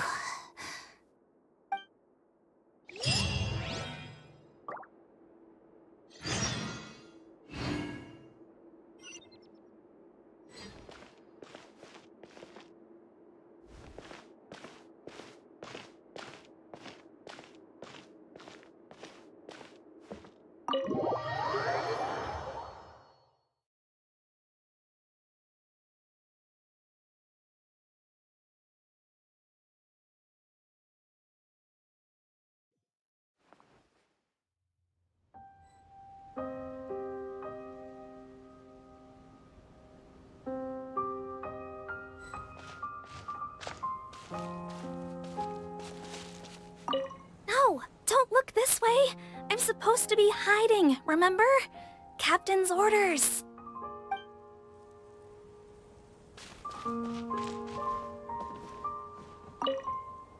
No, don't look this way.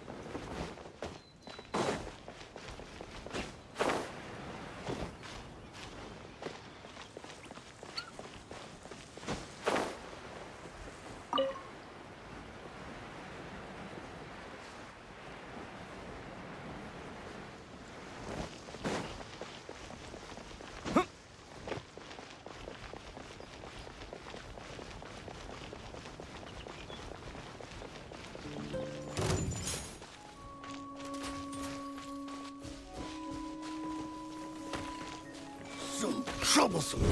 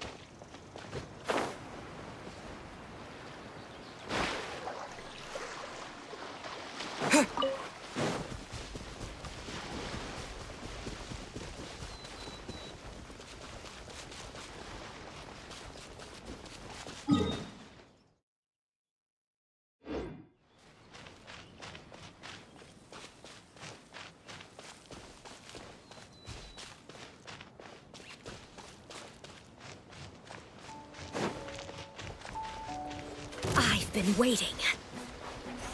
The banquet must go on. God.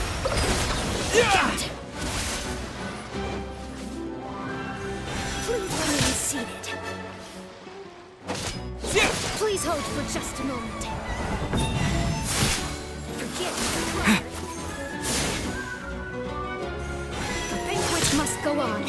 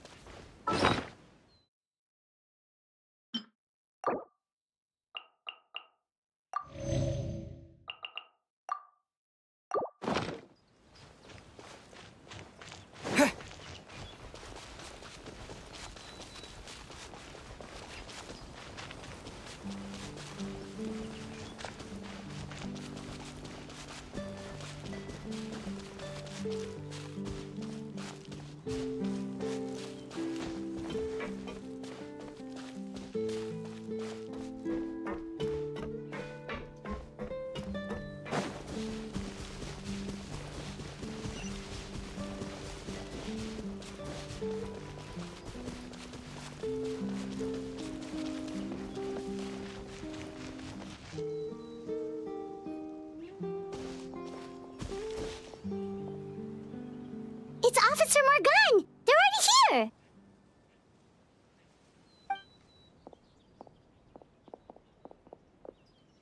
We came as soon as we heard the news. I can't believe we were so careless. The most crucial information of all was hiding right there, in that room. And we missed it. Don't blame yourself. Right now, we need to focus on finding a way in. There's a mechanical door over here! Hopefully the instructions in Rawat's journal will help us open it.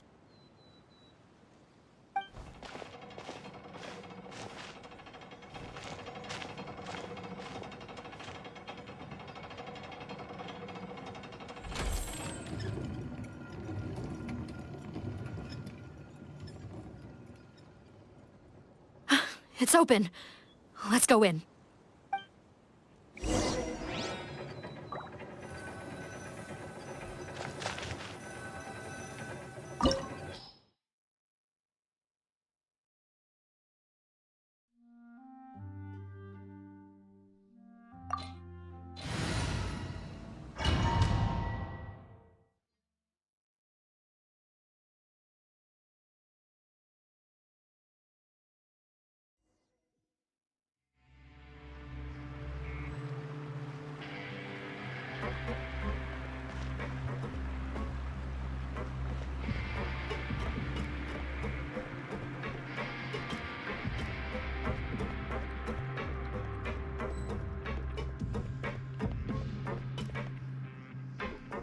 How did they get in here? Captain, up ahead! Those look like our fugitives! So they found this place too? Don't let any of them escape!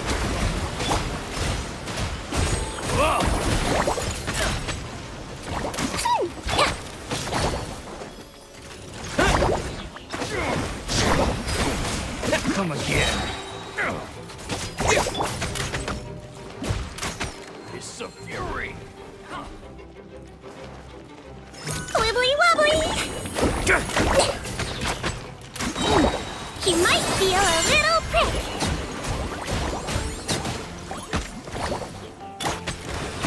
Bombs away!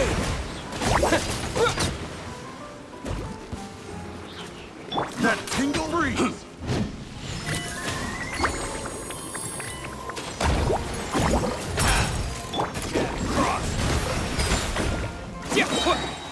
I swear it's for medical research. Picked the wrong test subject.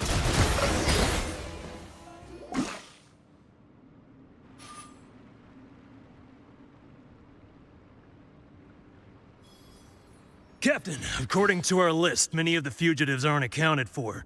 There may be others hiding deeper inside the facility. Ah, so these guys were just the lookout crew. The Marachose Phantom! How did they find this place? Wait, it's that guard from the fortress. That's right, I'm on your side. I mean, the Duke sent me. What's the matter? Some sort of mix-up? Mr. Odilon, didn't I tell you a few days ago that you need to stop all field work until you've recovered? Ah, well, you know, gotta help His Grace out. Share the load. Officer Morgan, this man is an imposter. The real Mr. Odilon has no recent health issues. What? But I... Looks like the head nurse was right about the face-swapping method. Arrest them all! DuPont, stay here and keep guard. And watch the exit. If we're not back soon, call for reinforcements. Got it.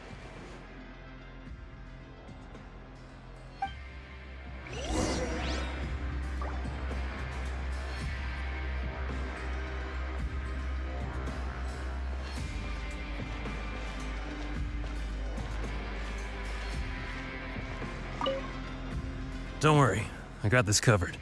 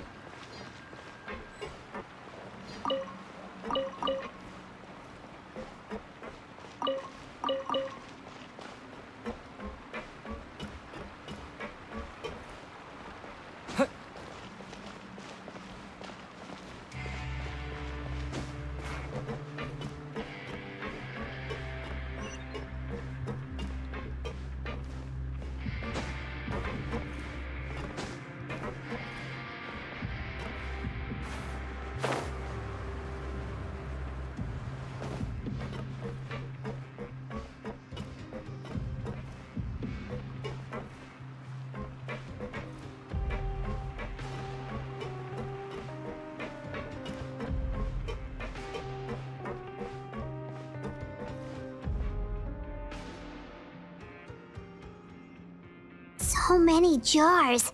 Was this some sort of production facility? This scent, it's probably the ingredients used to make butterfly dew.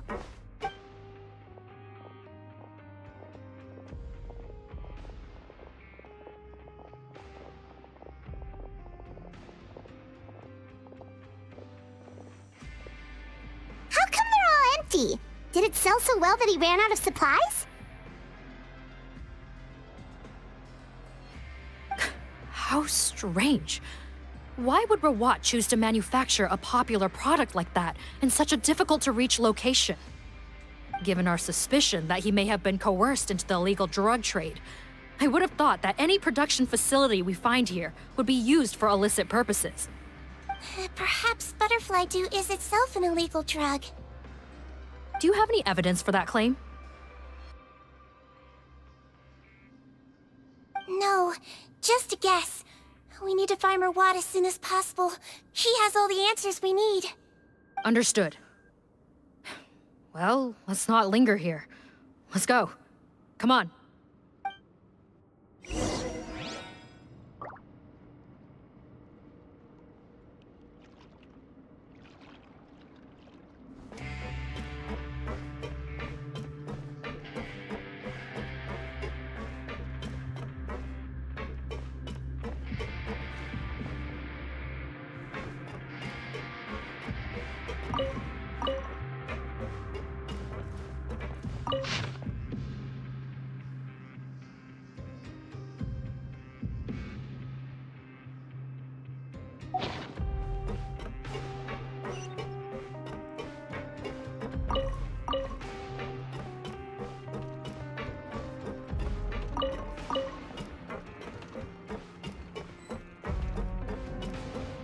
Doesn't look like we're gonna get this door open. Let's find another way around.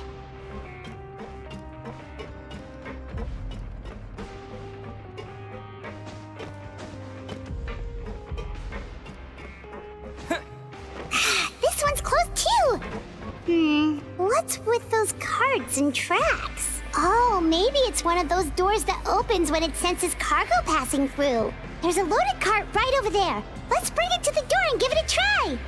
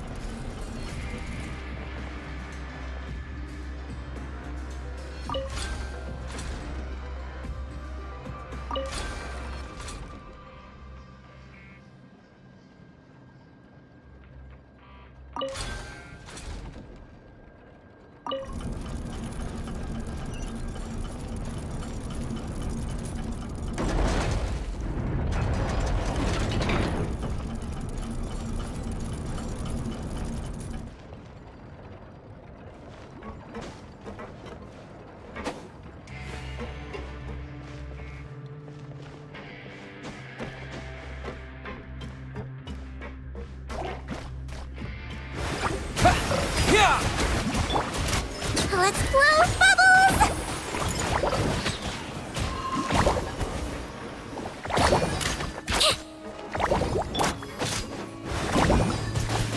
Water jet! Yeah! Don't slip and fall. You might feel a little prick.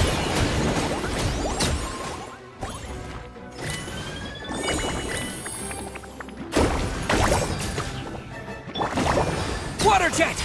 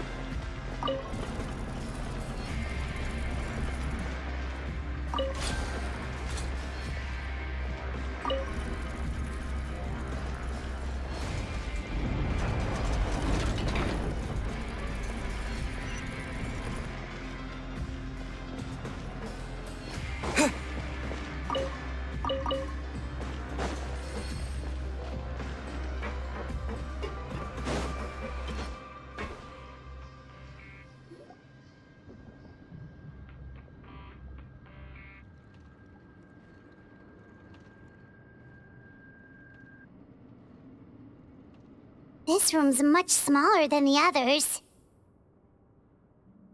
Judging by the implements on the table, this looks like a potion-making lab. Head nurse! Over here!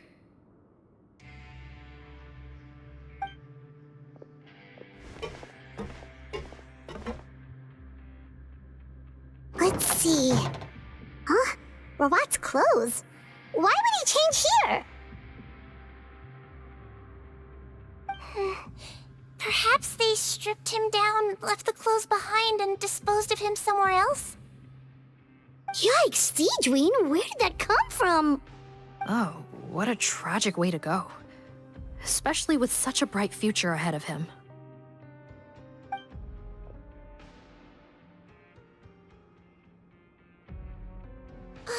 There's a path leading further on, Officer Morgan.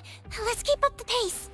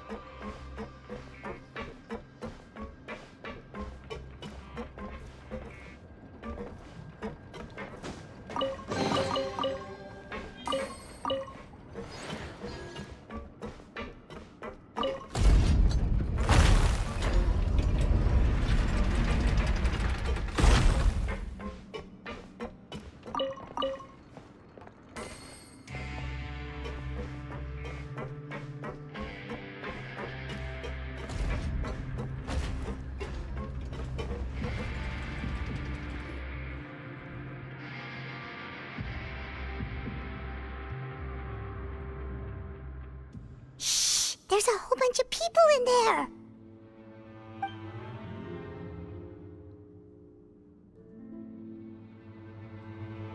Are you serious? You're telling us that within a day, our faces are going to rot like yours? Fontanian physiology changed dramatically after that great flood, and it's not as compatible with this face-changing solution as before. The side effects are as you can see. Why didn't you say anything before we all used it? Look, my plan got you all out of prison, didn't it? You'd have much bigger problems to worry about right now if the Marshal Say Phantom found out about your other crimes. Consider an ugly mug getting off lightly. Ugh. You're just lucky we didn't leave you in there after you disappeared on us with no warning. We only let it slide because we're former partners. And now you have the gall to pull a stunt like this? Partners? Make no mistake, each of us is only looking out for himself. If you place too much trust in others, well, I'm afraid that's your problem. You hid things from me too. Remember how you each had a spare potion? You kept quiet about it until we planned the prison break? Oh, and you didn't have a secret spare? Then do you want to explain how you melted your face off before all this? Guys, that's enough. Calm down. It is what it is. Arguing won't change anything. What's the plan, Parton? I'm assuming you brought us here for a reason? There is no plan. We followed him here on the promise of more juice, but it turns out there ain't a drop here. Besides, what does it matter now anyway? He already said, even if we did get our hands on more of that stuff, switching faces again solves nothing. They're still gonna meld off eventually. I said enough arguing! Parton, tell us the plan. The most practical solution is to continue using the potion. Keep switching to a new face before the ulcers can start forming. Are you kidding me? This stuff was hard enough to get a hold of even when we had a supply. Now you're asking us to use it like skin lotion, after the flood all but wiped the supply out?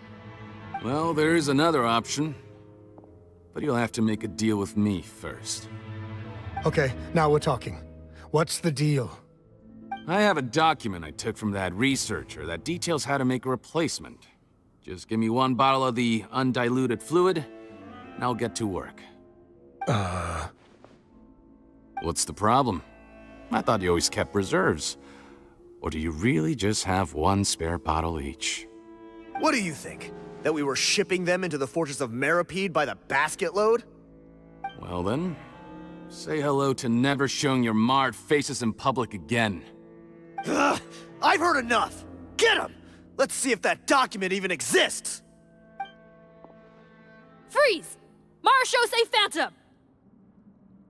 What? Who let them in? Officer Morgan, before anything else, please find out Rawat's status. Rawat? I don't see him. Hand over the hostage now, if you want any chance of avoiding an extension to your sentences. Spare us your condescending attempts to coax us back to our cells. You think we're looking to negotiate? Rawat is dead. Pardon? Arrest them all! Don't let anyone get away!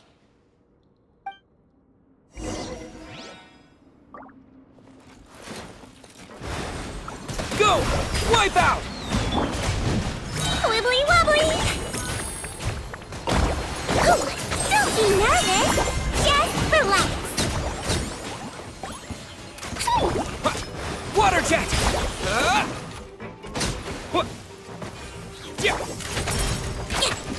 Don't slip and fall! Freeze! Bombs away!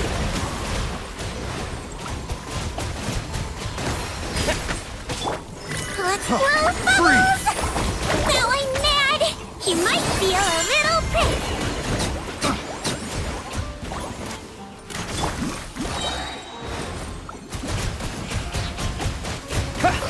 Yeah!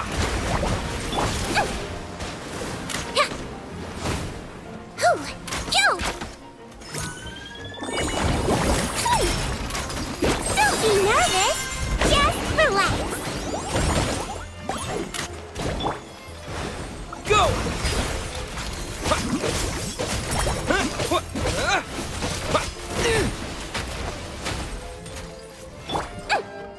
Wibbly wobbly!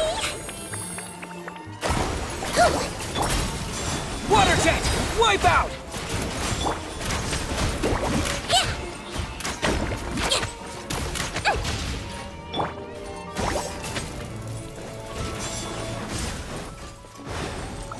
Go!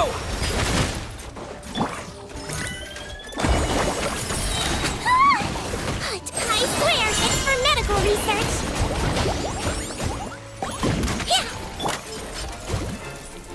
Water jet! Bombs away! Let's blow bubbles! Go! Water jet!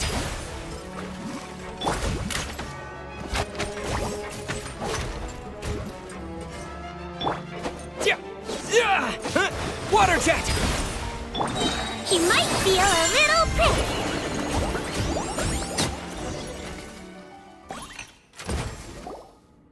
Huh. Gotta say, I never expected to see the head nurse in combat. Some patients respond better to a more aggressive treatment plan. Did we get everyone? Captain, we finished the head count. Potten's missing. Over there! The door's closing!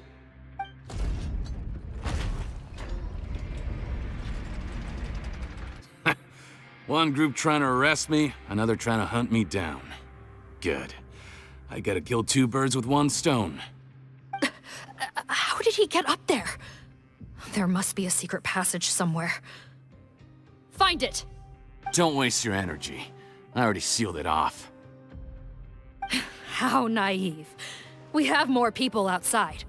If we're not back out by the agreed time, they'll come to our rescue. Well then, you'd better hope they get here in time.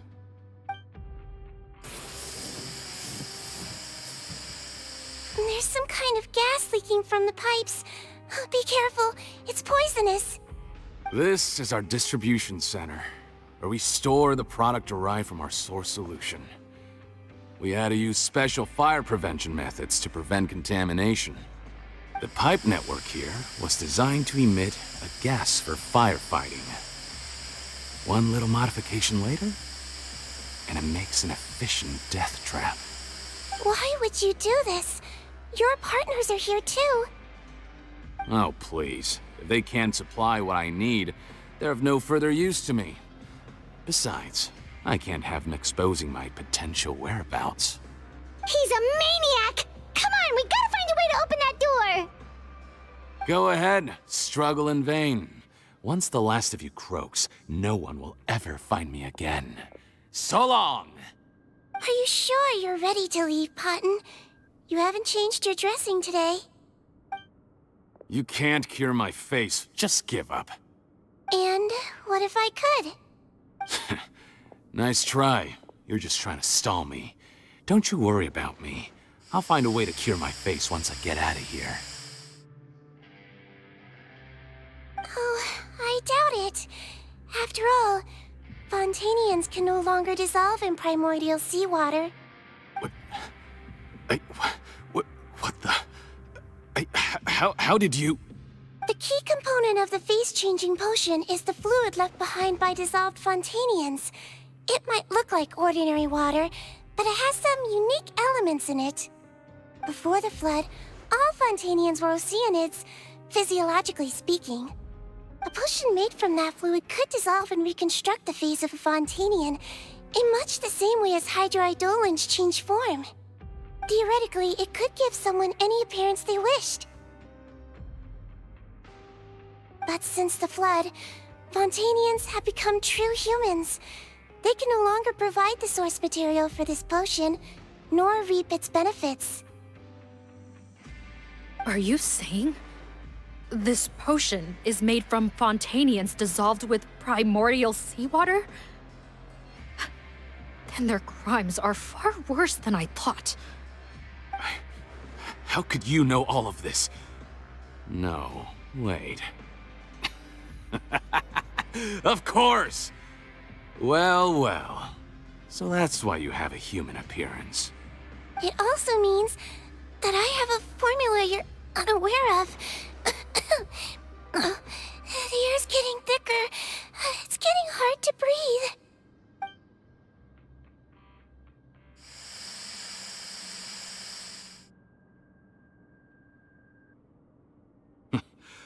I might get to make a deal today after all.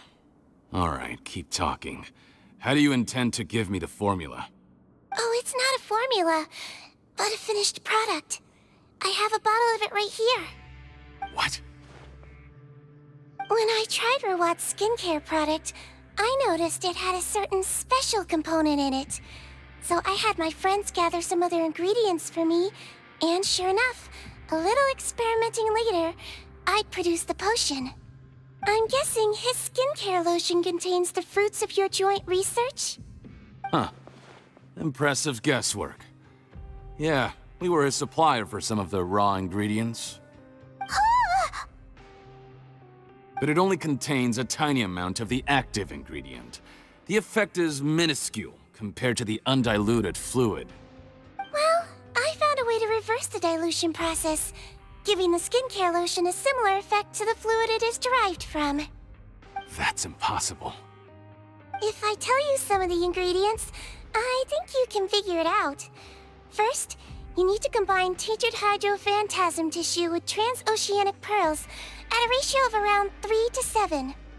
Tainted hydrophantasms and transoceanic pearls. I see. Can't believe I never thought of that. So, can we make a deal? Sounds good to me. There's a delivery pipeline beneath this window. Drop the potion in, and I'll release you all. Nope, not trusting you that easily. You're like those naughty kids who try to hide their illness. Open the sluice gate first, then I'll hand you the potion. Even if you're not bluffing, your potion won't cure my face permanently. You really think you have any leverage here? I'm not closing the valve this time. Clock's ticking. Fine, then I'll just stand here with the potion in my hand. And when I faint from the poison, I'll drop it and it'll be destroyed. No.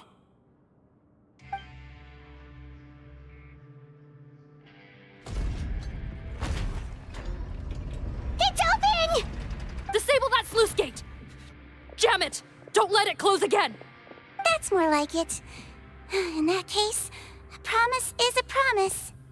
Head nurse, there's too much poison gas in here. We have to leave, now!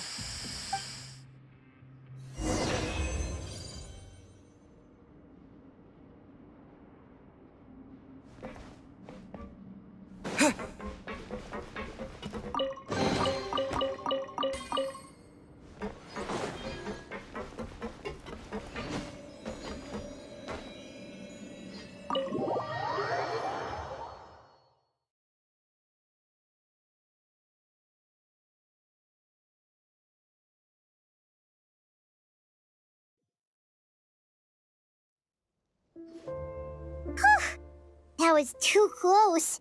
That button is a real nasty piece of work. Oh, don't be too quick to sit down.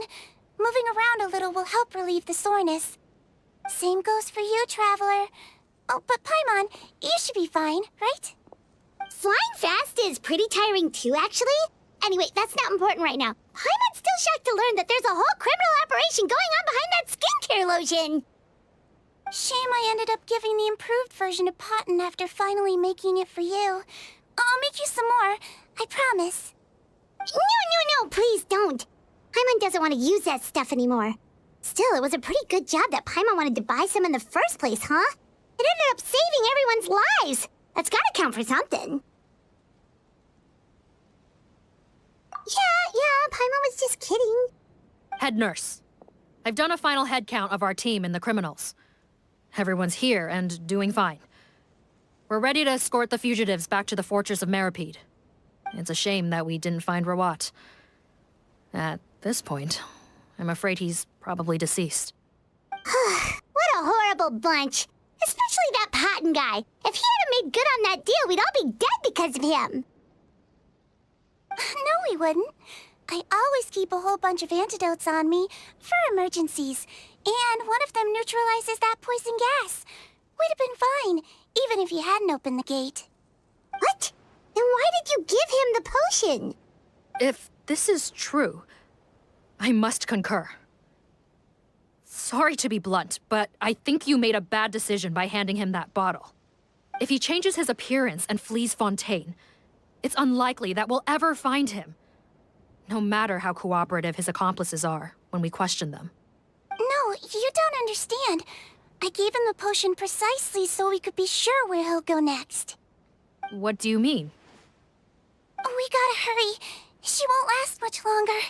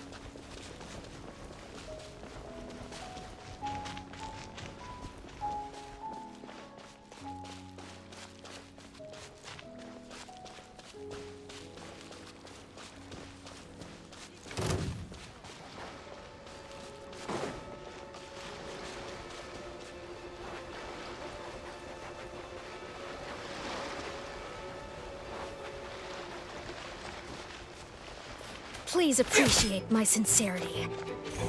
The banquet must go on.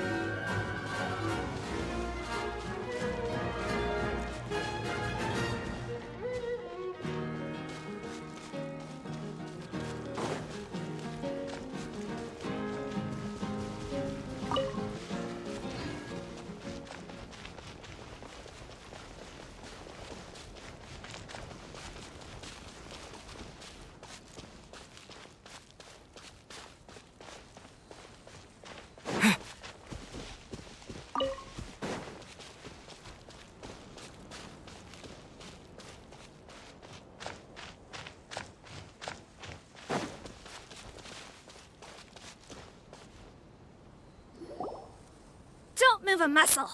I might be short, but I pack a mean punch. Captain, you're just in time.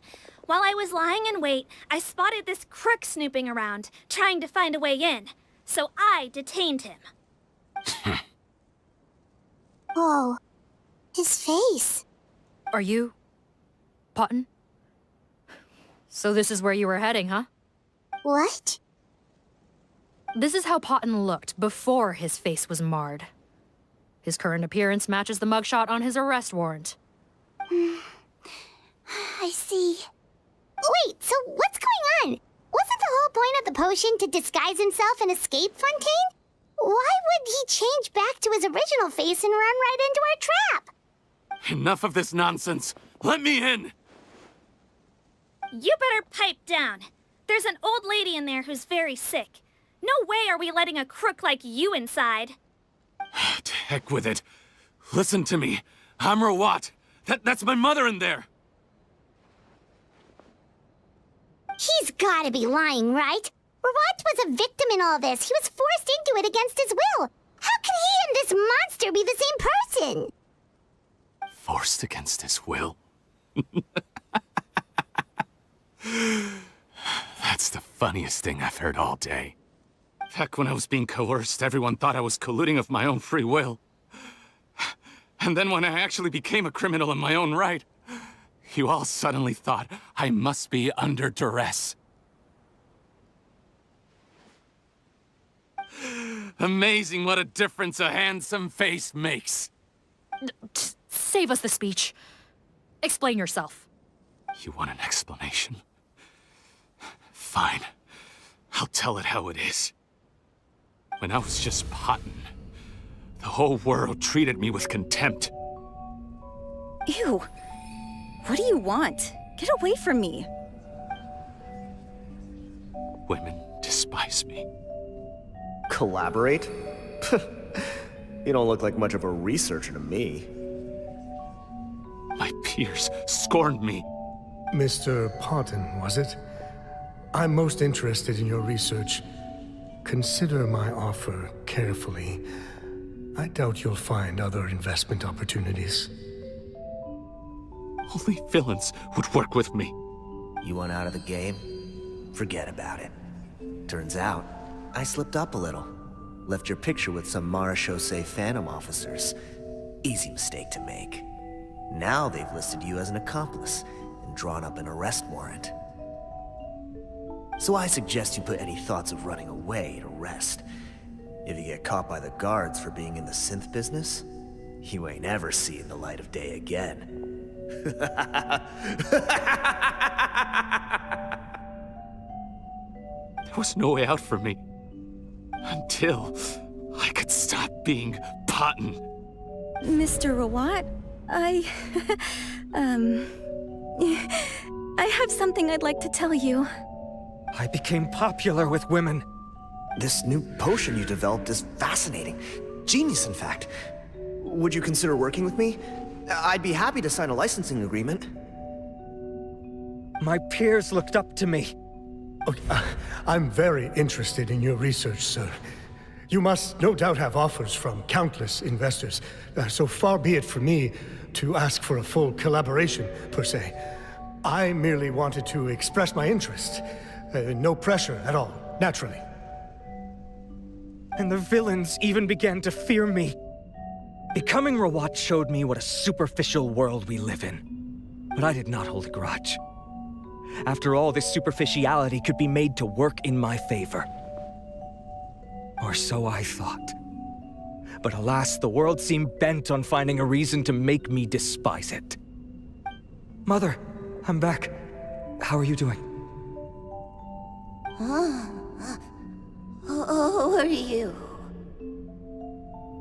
I bought the best medicine Mora could buy, but nothing would cure her illness. In the end, I hoped she'd at least be able to see her son one last time before she passed, but when everyone else rejected me, the only person who cared about me was my mother. Then, when I became a rising star in the Fontaine Research Institute, I was unrecognizable to her. I have to let her see me again. Even if it means donning my own wretched, ugly face. Well, is that enough explaining for you? Now do you understand? Let me inside already! Have you ever considered if you'll even be able to look your mother in the eyes after what you've done? You found a way to completely change your identity. You could easily have escaped from them. But no, you chose to keep working with them. Why would I want to give up on such a lucrative business? The profits were dozens of times that of the synth business, and it was all above board.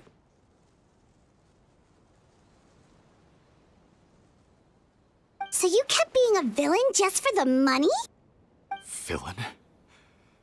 By what standard? Is doing evil deeds really what makes someone a villain in your eyes? Or does it all come down to the way they look? None of you saw a villain when I was wearing my other face, did you? You have no right to judge me! You're all just fake people living in a hypocritical world! I regret nothing! My mother would understand! You're a villain to the core! But especially that tongue! Honestly, I don't see a villain when I look at your current face either. Don't humor me. You don't seem surprised by my confession in the least. How long have you known the truth? I didn't know anything for sure until you chose to take that potion bottle and spare our lives. But if you're asking when I started suspecting you, it was the first time you came to see me at the infirmary. I had to confirm my suspicions. That's why I chose to join this investigation. Are you kidding me? A young, promising researcher and a wretched criminal? What on earth gave you the idea that they could be one and the same person? Well, there were no visual clues. This potion's face-changing effects are very powerful. Even as a melusine, I couldn't see through the disguise. But I believe I understand humanity a little better than most of my kind. Humans have certain fundamental qualities that do not change with their appearance. Fundamental qualities, huh? So you think you're the one who's seen through me, do you? Most people probably don't know this, but I think I can guess what your deal is.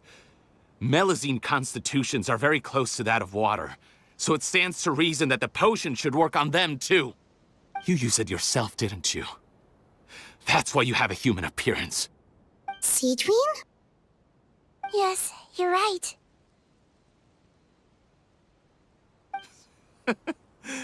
I'll bet it was back in the days when melusines were discriminated against because of their appearance.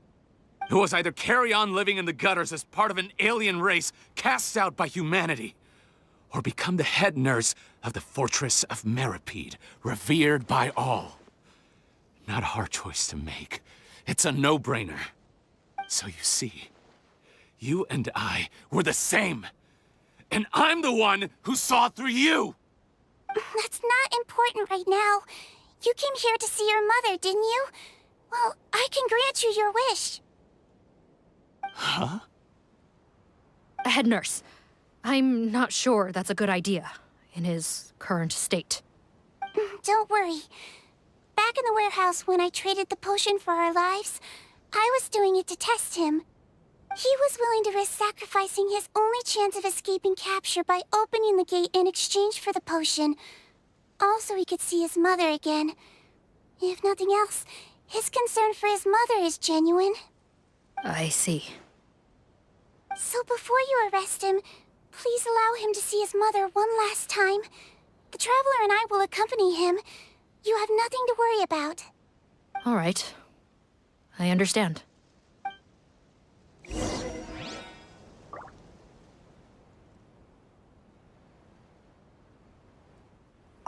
I don't trust this guy much. Be careful. Join the head nurse inside. If he tries anything at all, shout.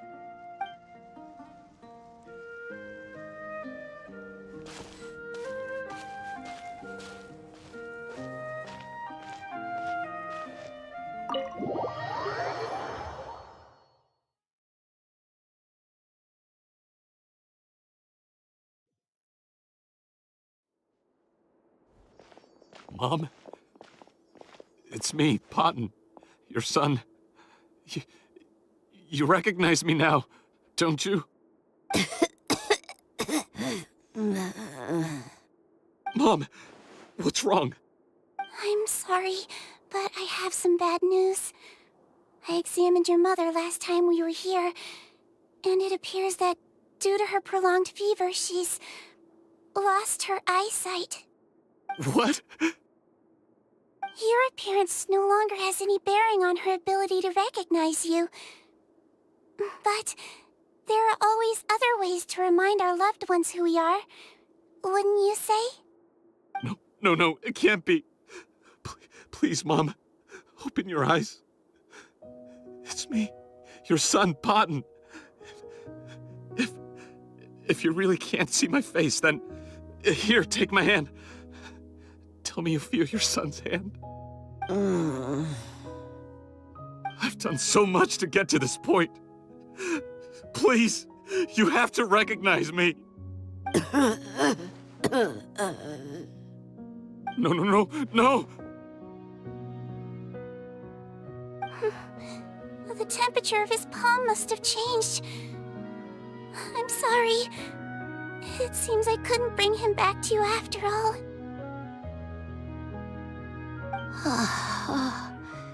It's you. Thank you. Oh, of course. Mom, why will you answer her and not me? Why? No more questions, Potton. She's gone.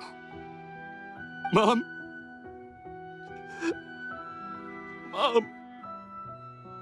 I'm sorry to say this, Potton, but you and I are not the same.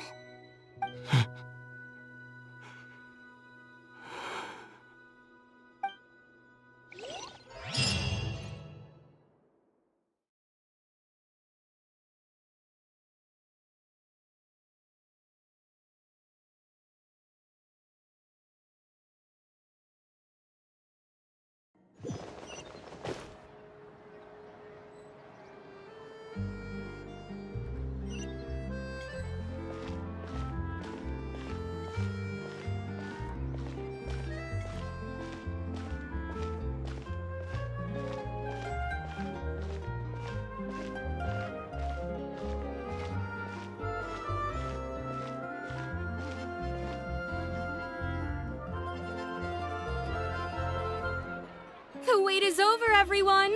The sale of our new skincare product, Meritime Essence, will now begin.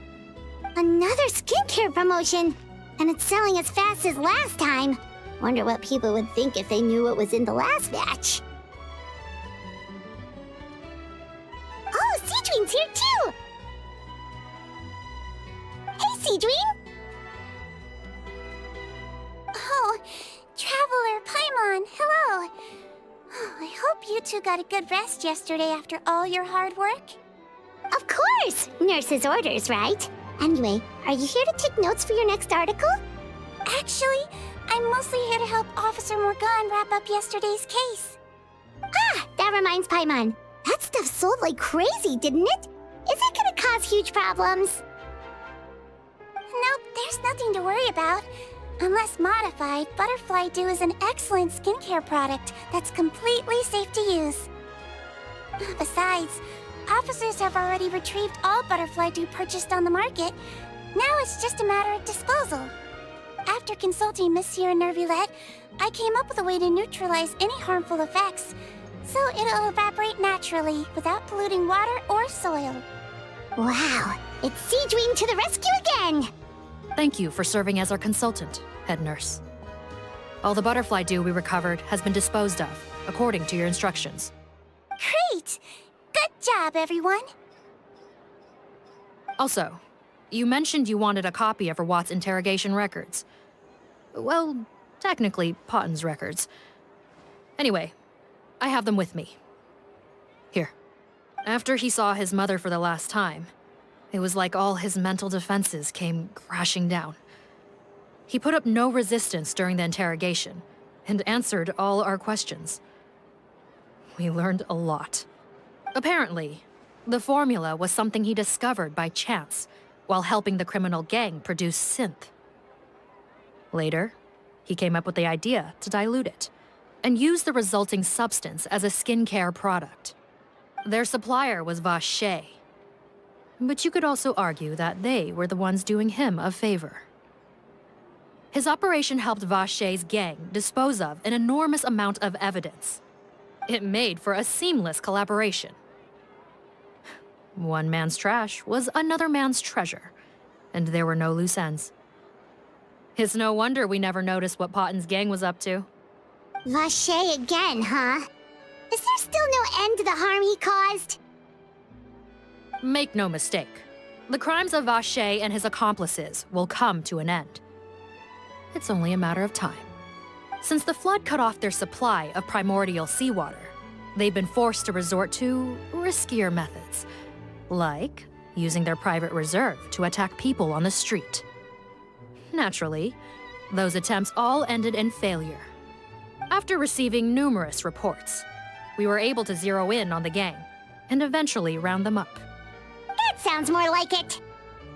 Based on what he told us in his confession, we pretty much had him backed into a corner, even though he made a point of distancing himself from the gang while disguised as Rawat. He tried to throw us off his tail by reporting his accomplices, giving him enough time to transform back into Potten and see his mother one last time. But there was one thing he hadn't anticipated. Even though Potten had been missing for a long time, we were very much still on the lookout for him. So the moment he appeared in public after changing back to his original appearance, we caught him. So he tried this once before, huh? Guess he really did want his mother to see him again. But in the end... Looking at the interrogation records, it seems like he spent the first sum of money he earned as Rawat on his mother's treatment. Yes, which is why I suspect that his initial motive for using the potion was not personal greed, but a desire to become somebody who had the power to save her. Even so, he went too far. In the end, he got what he deserved. I understand. Thank you for bringing me these records. Why did you want them anyway? Potten was one of my patients, so I need to put together a medical file for him. My teacher always stressed that a person's life experiences are just as important to their file as their medical history. Why are you still treating him like your patient?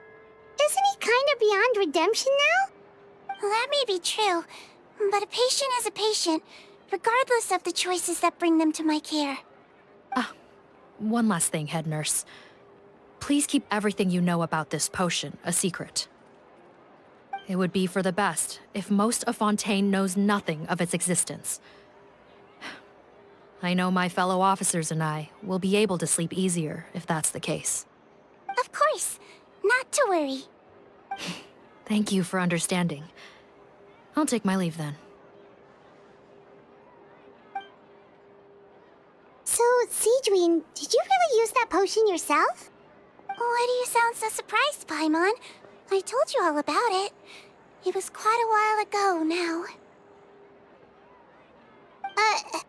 You mean that story about the witch and the potion? So it was really, actually, genuinely a true story? Yes, it really, actually, genuinely was. But...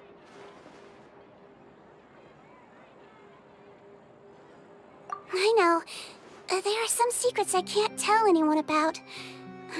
But considering everything we've been through together, I know I can trust you with them. Before I tell you, though, could you follow me somewhere?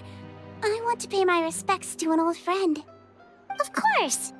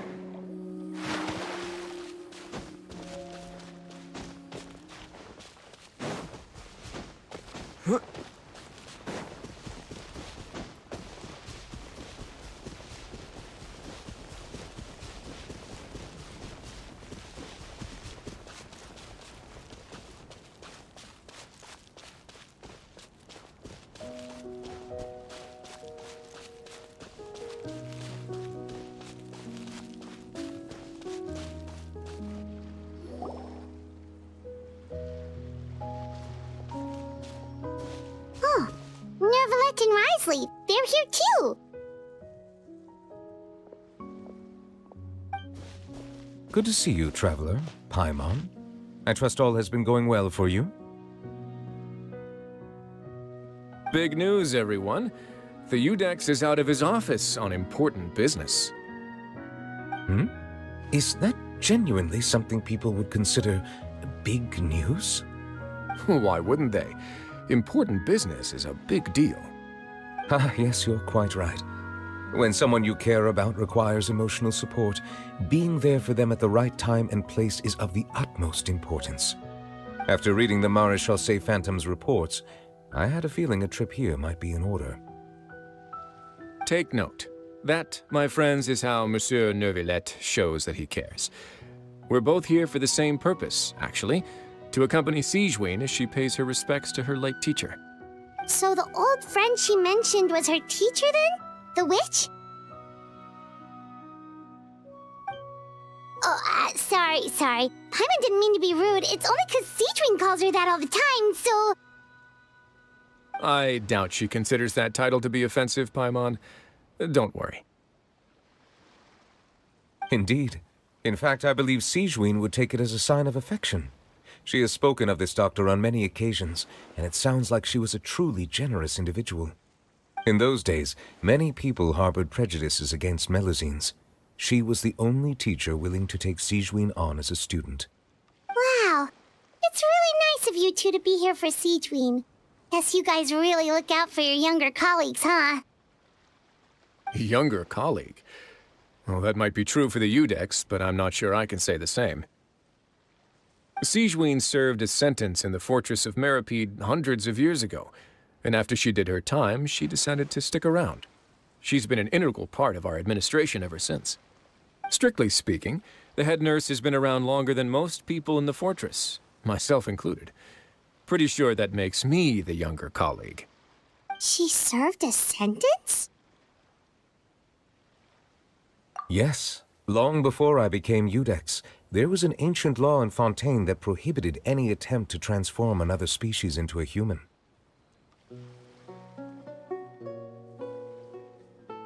Initially, I and most researchers believed this law to have been imposed due to ethical concerns.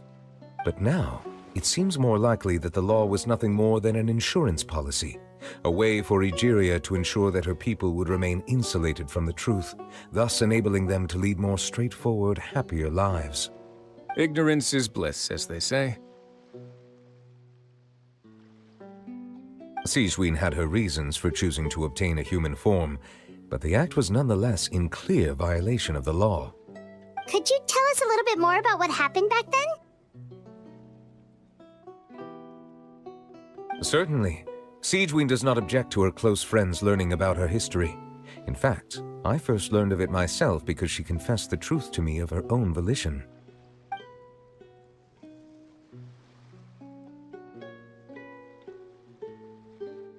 Even with their daughter so ill, they kicked you out? Stubborn as always. And prejudice isn't a disease I can cure either.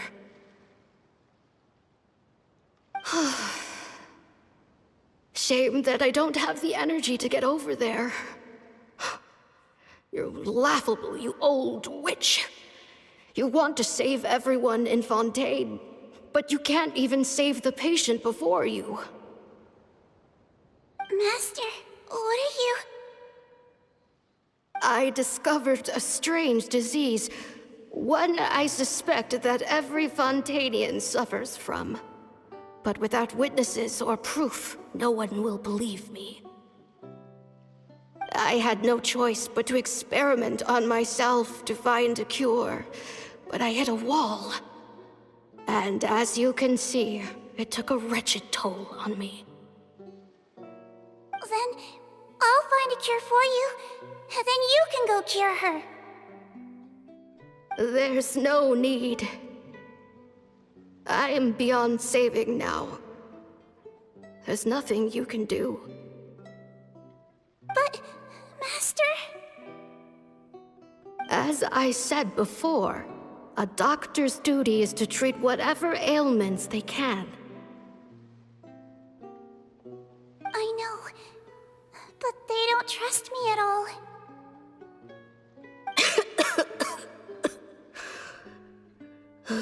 That girl. She's your first ever patient, isn't she? Tell me, what cost are you willing to bear to see her cured? I'll do whatever it takes. Even if it means breaking the law and being punished for it? As long as I don't hurt anyone. Yes.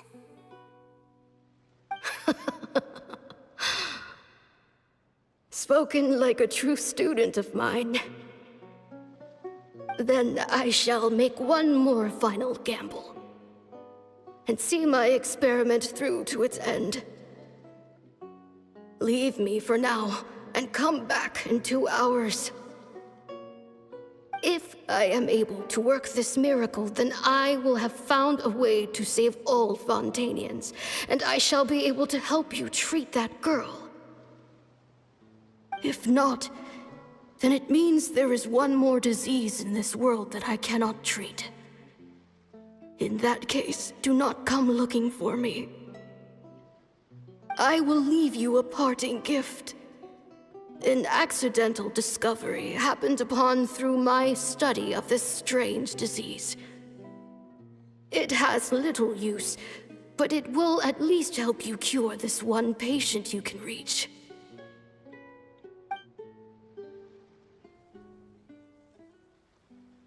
When Sigewinne returned, the miracle had not occurred. She found a potion bottle and a note on the table. After using the potion as instructed, she gained her current form, breaking Fontaine's law in the process. And after I had confirmed the veracity of the events, I gave my verdict. So that's what happened.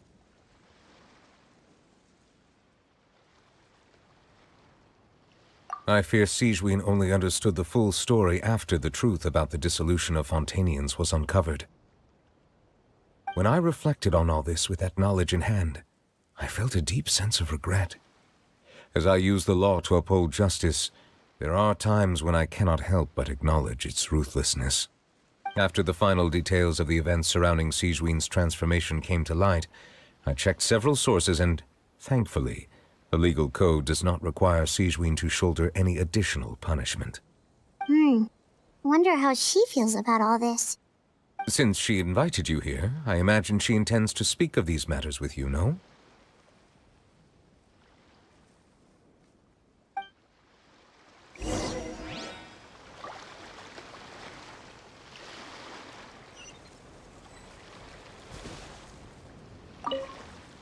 On behalf of the Maréchaussée Phantom, I would like to once again thank the Fortress of Meropide for your assistance in the response to yesterday's prison break. Our head nurse and the Traveler in Paimon did most of the heavy lifting, I would say. Sigewinne seems to be in good spirits.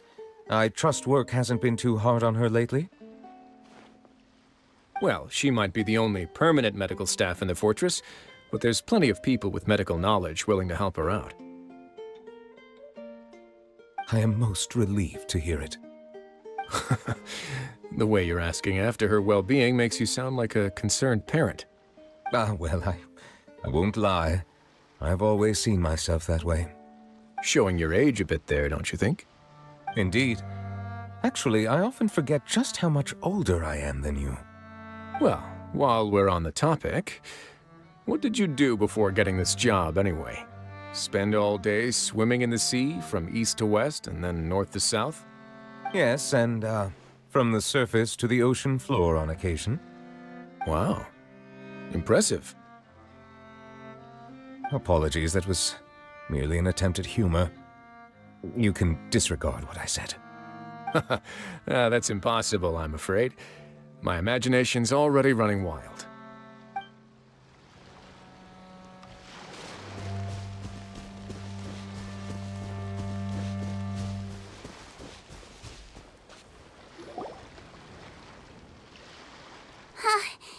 You're here.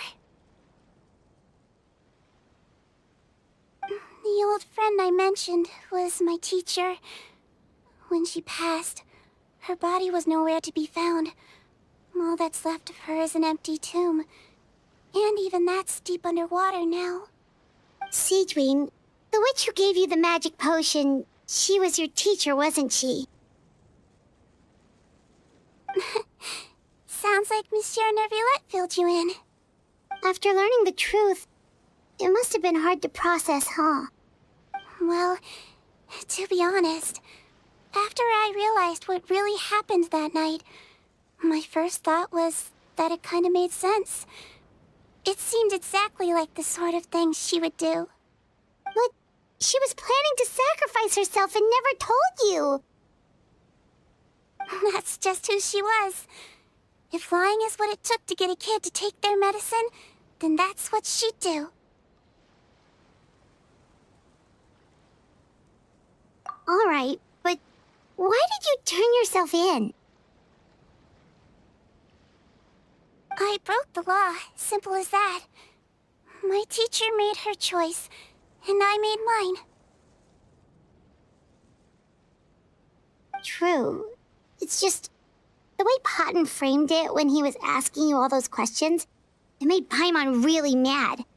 You're not like him at all, and everything Neverlet said confirms that. And yet, you were still convicted and thrown in prison. It just feels so unfair. Unfair? I happen to think just the opposite.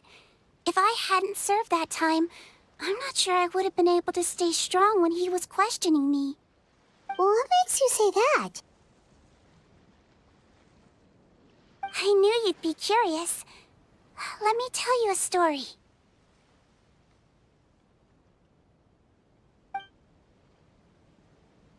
The verdict came down. This melusine is guilty. The Eudex defended the authority of Fontaine law, but he did not confiscate the melusine's medical kit. And so, the Fortress of Meropide gained a new little doctor. She still wore her hood and raincoat, even though it never rained in the fortress. Perhaps thanks to her human appearance, no one refused her treatment. She treated more and more patients, and her sentence grew ever shorter. Finally, the people of the fortress could not live without her, and though her sentence ended, she did not leave them either. Then one day, she received an invitation from the outside world. The location seemed familiar, and when she arrived, an old lady was waiting for her. She saw right through the melusine's disguise, but didn't reveal it. Instead, she asked a question. Tell me, why do you think you gained the respect of so many people, despite being a melusine? Because I look like a human? It's been 50 years, Sigewinne, and you haven't aged a day. I think everyone knows you are not human. I finally found you, after all these years. I still remember, you know. It was you who saved me that night. But how? I was no longer a melusine by then. Does it really matter if you're human or melusine? I remember the warmth of your palm. It's quite unmistakable. And you know what? It hasn't changed one bit. You don't have to hide anymore, Sigewinne. These days, everyone wants to make friends with melusines. And I think that it's all because of you. I'm sorry I couldn't say this until now, but thank you, Dr. Melusine. Now that's an ending Paimon can get behind. After hearing everything Potton said, I wanted to tell him that it didn't matter who he looked like on the outside. But it was too late. The warmth in his palm had already disappeared. I tried to treat him, but the roots of his problem had nothing to do with his face.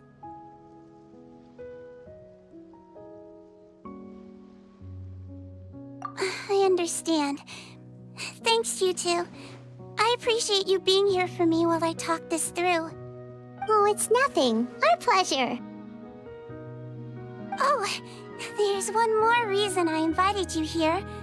It's about time I finally give you what I promised.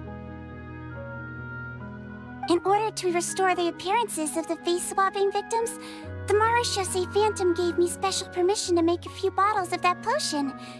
And I made one extra just for you two. We don't need it, though. Shouldn't we destroy it? Well, even if you chose to destroy it, I still thought I should give it to you first. You two did so much for me. How could I break my promise? Well, fair enough, but anyway, Paimon's definitely not interested in this stuff anymore. Still, if this is the very last bottle in all of Teyvat, getting rid of it would feel like kind of a waste. Maybe we can give it a special meaning somehow. Oh, Paimon's got it! Melusine physiology wasn't affected by the Great Flood, right? So that means the potion should have a permanent effect on you. In that case, what do you say, Sigewinne? Ever thought about transforming back to the way you used to look? After all, from a Melusine point of view, Paimon bets Melusines look the cutest of all. Paimon, after everything, do you really think it matters whether I'm Melusine or a human? Well, what was Paimon thinking? You made up your mind a long time ago. Yeah, let's just destroy this thing. Leave it to me.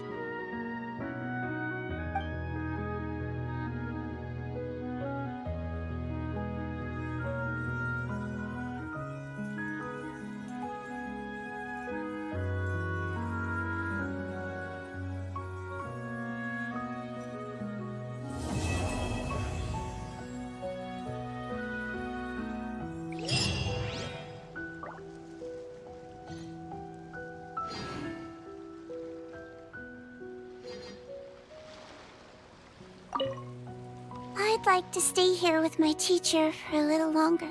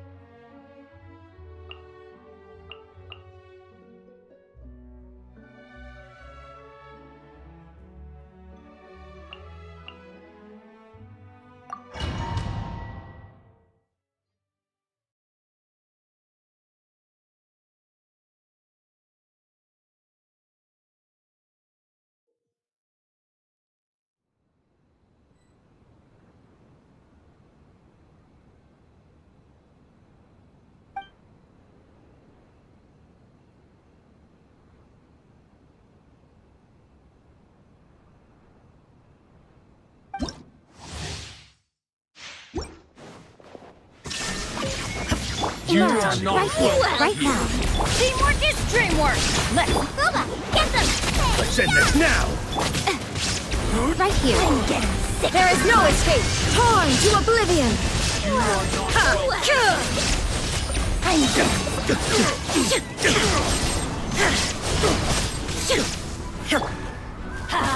Everybody stand back! Emerge right now. You're toast! I'm always watching. Right here. Shine down! Now you shall perish!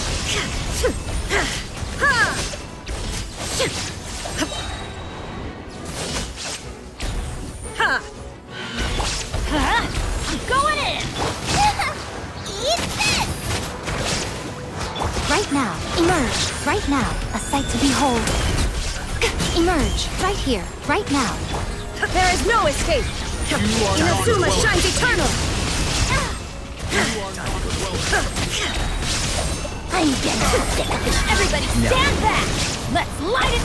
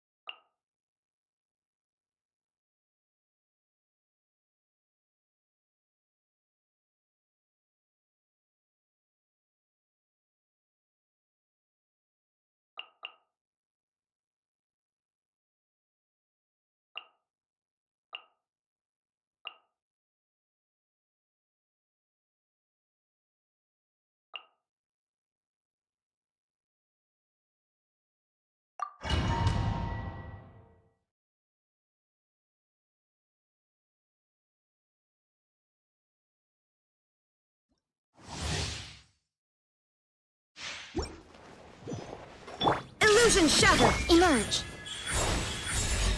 I'm going in!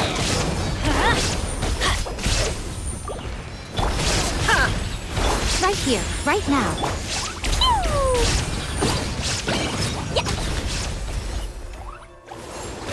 Emerge right now. I'm always watching. Emerge right now. Everybody stand back! Now you shall perish! Shine down!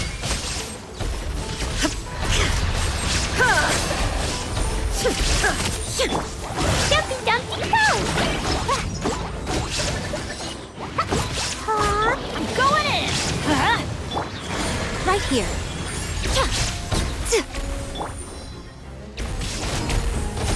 Nothing lasts forever. Emerge. Right here.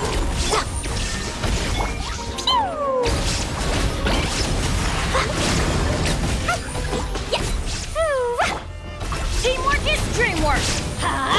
Inazuma shines eternal! Illusion shattered!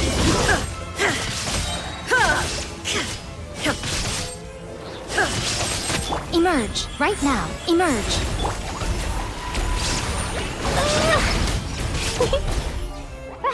Let's light it up! Everybody stand! Right here. Shine down! Torn to oblivion!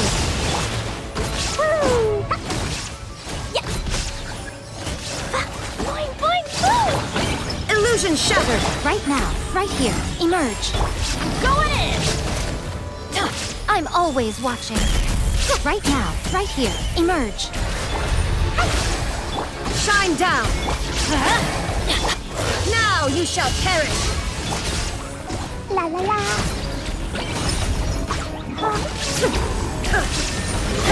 Everybody stand back! Right here. Right now.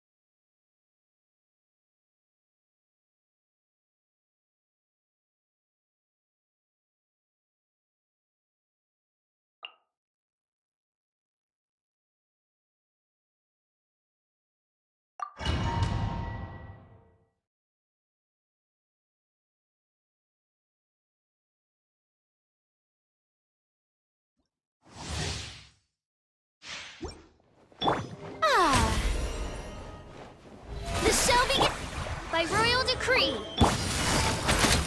Things are about to get dicey. There is no escape! Shadow Raven.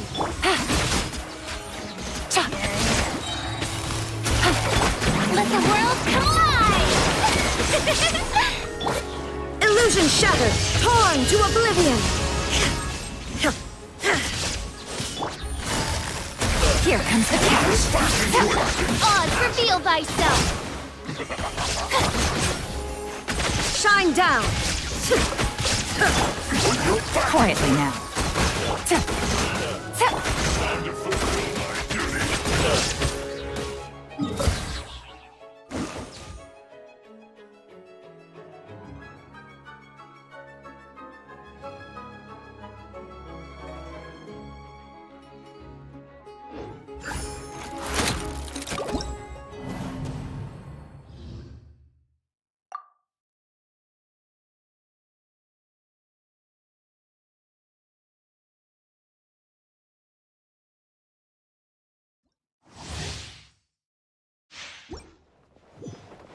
There is no escape! Busted! Game's up! Fun's over. By royal decree. How brilliant! Midnight Phantasm. Illusion shattered! Now you shall perish! Gotcha! Things are about to get dicey.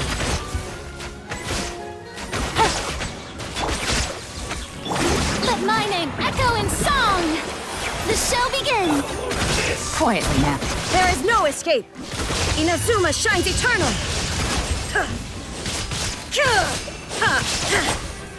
Game's up. Fun's over.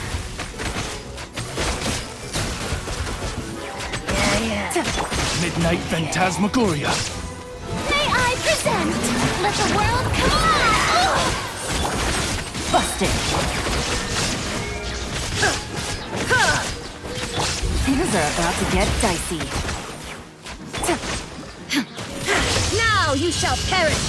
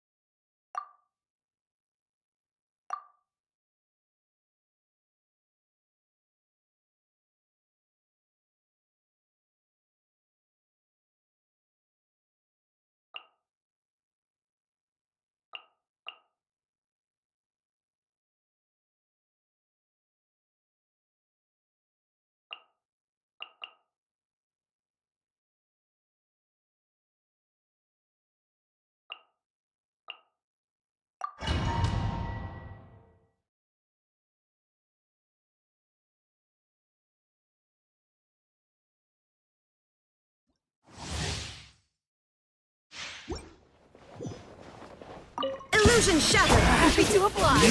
Witness the power of the Wa. Rain outlines your fate. Gotcha. Game's up. Fun's over. Come a little closer.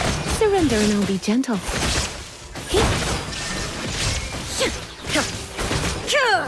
You are not Inazuma shines eternal!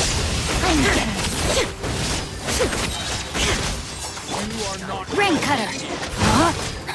No, my sword. Here comes the catch. You're in for a little shock. Let's spark things up a little. Shine down! Now you shall perish!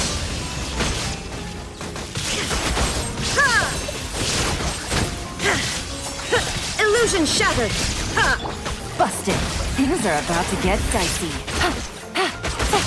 Witness the power of the Wa. Come a little closer. Try not to. There is no escape! Inazuma shines eternal!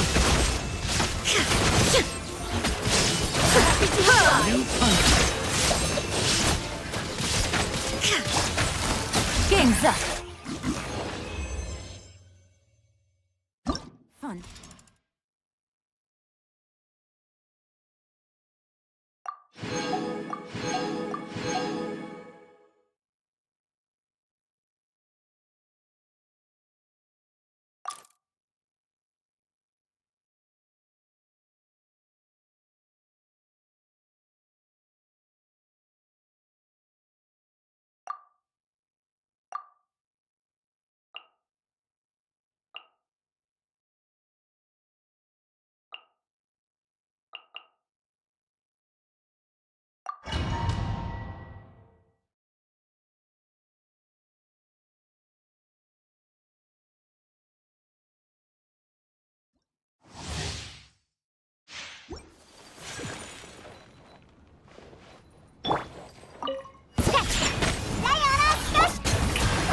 Let my name echo in song!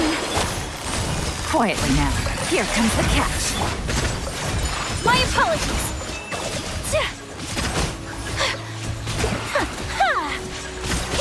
Sakura swirl! Take flight! Can't handle your drink. Yoo-hoo! Time to shine! Gotcha. Things are about to get dicey. Think you can bully me? Whirling snow! Kamisato art! Sumetsu!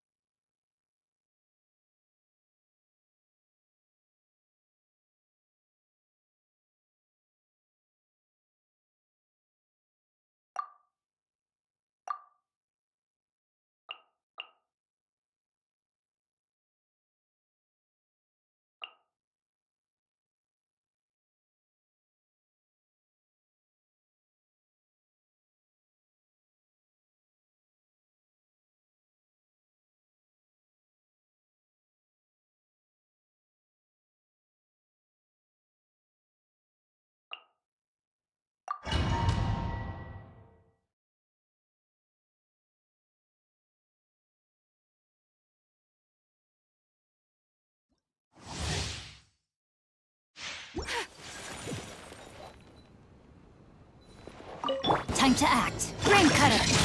Body and My apologies!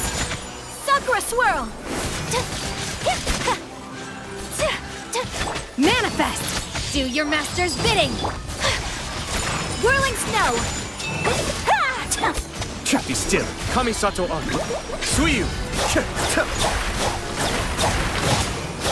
Witness the power of Gugwa. Rain. Obey! My apologies! Kamisato art! Sumetsu! Yeah!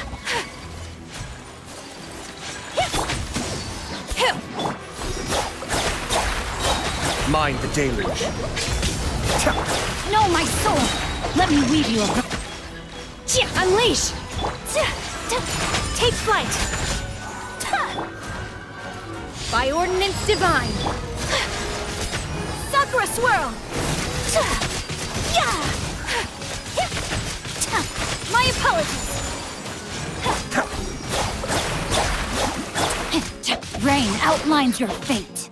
Rain Cutter, obey! Kamisato Arc. Suiyu! Whirling snow!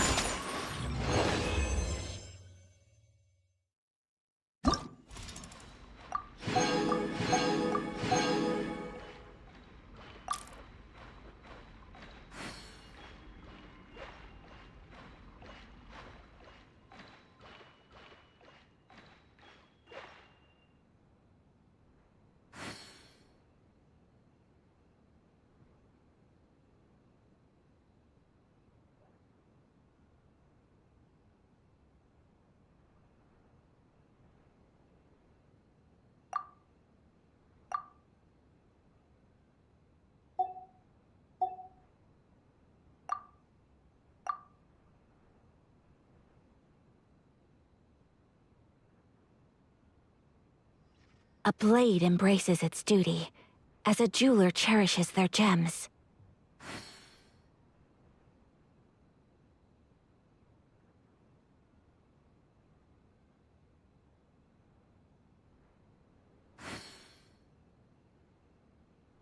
A blade is like a tea leaf. Only those who sample it many times can appreciate its true qualities.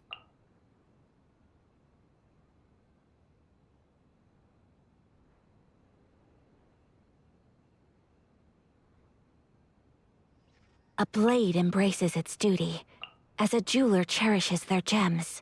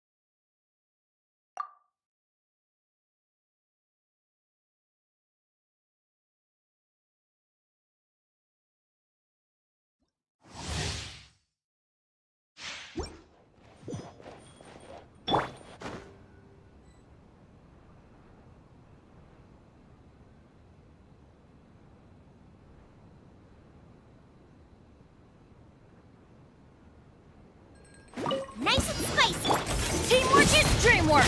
Let's look! Diana Special! Access denied. This is long overdue.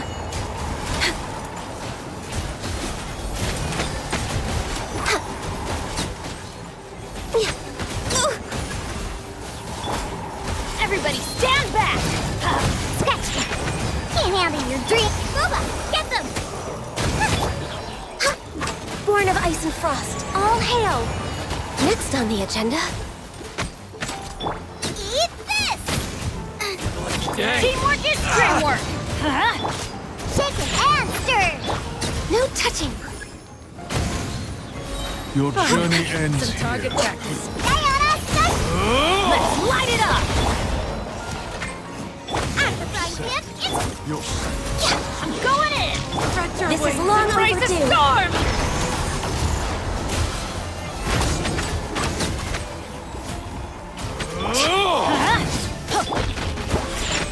Booba, get them! You're toast! Can't handle your drink! Some target Teamwork is dreamwork!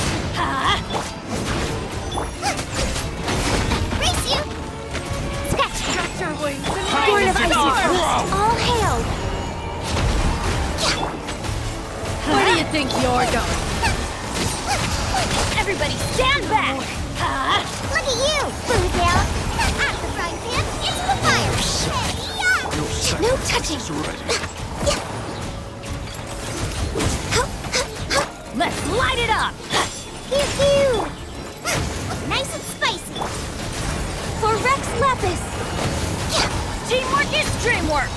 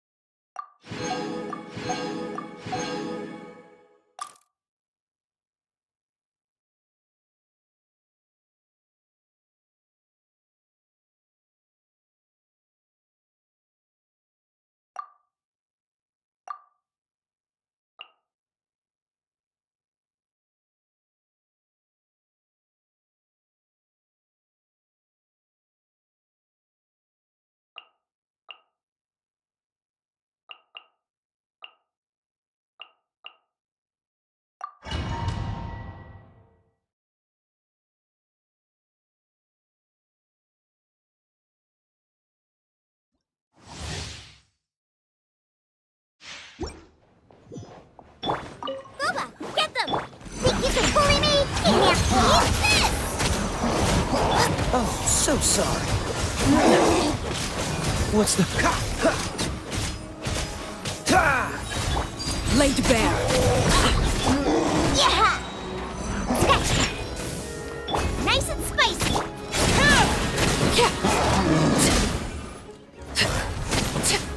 Diana Special! Don't get frostbite. Cool it.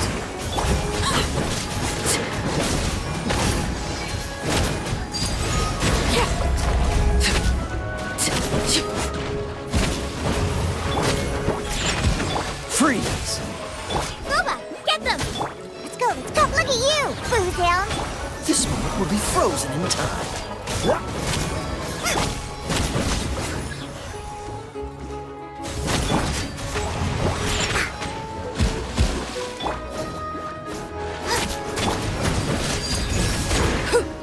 You're toast! Can't handle your drink!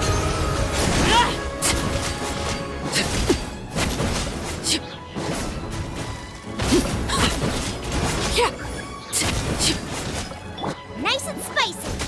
Oh, so sorry. Transfixed!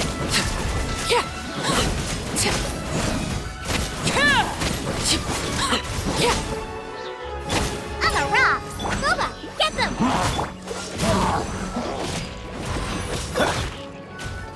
Shaken and stirred! Look at you! Eat this! Dodge this. Laid bare! This is where you fall.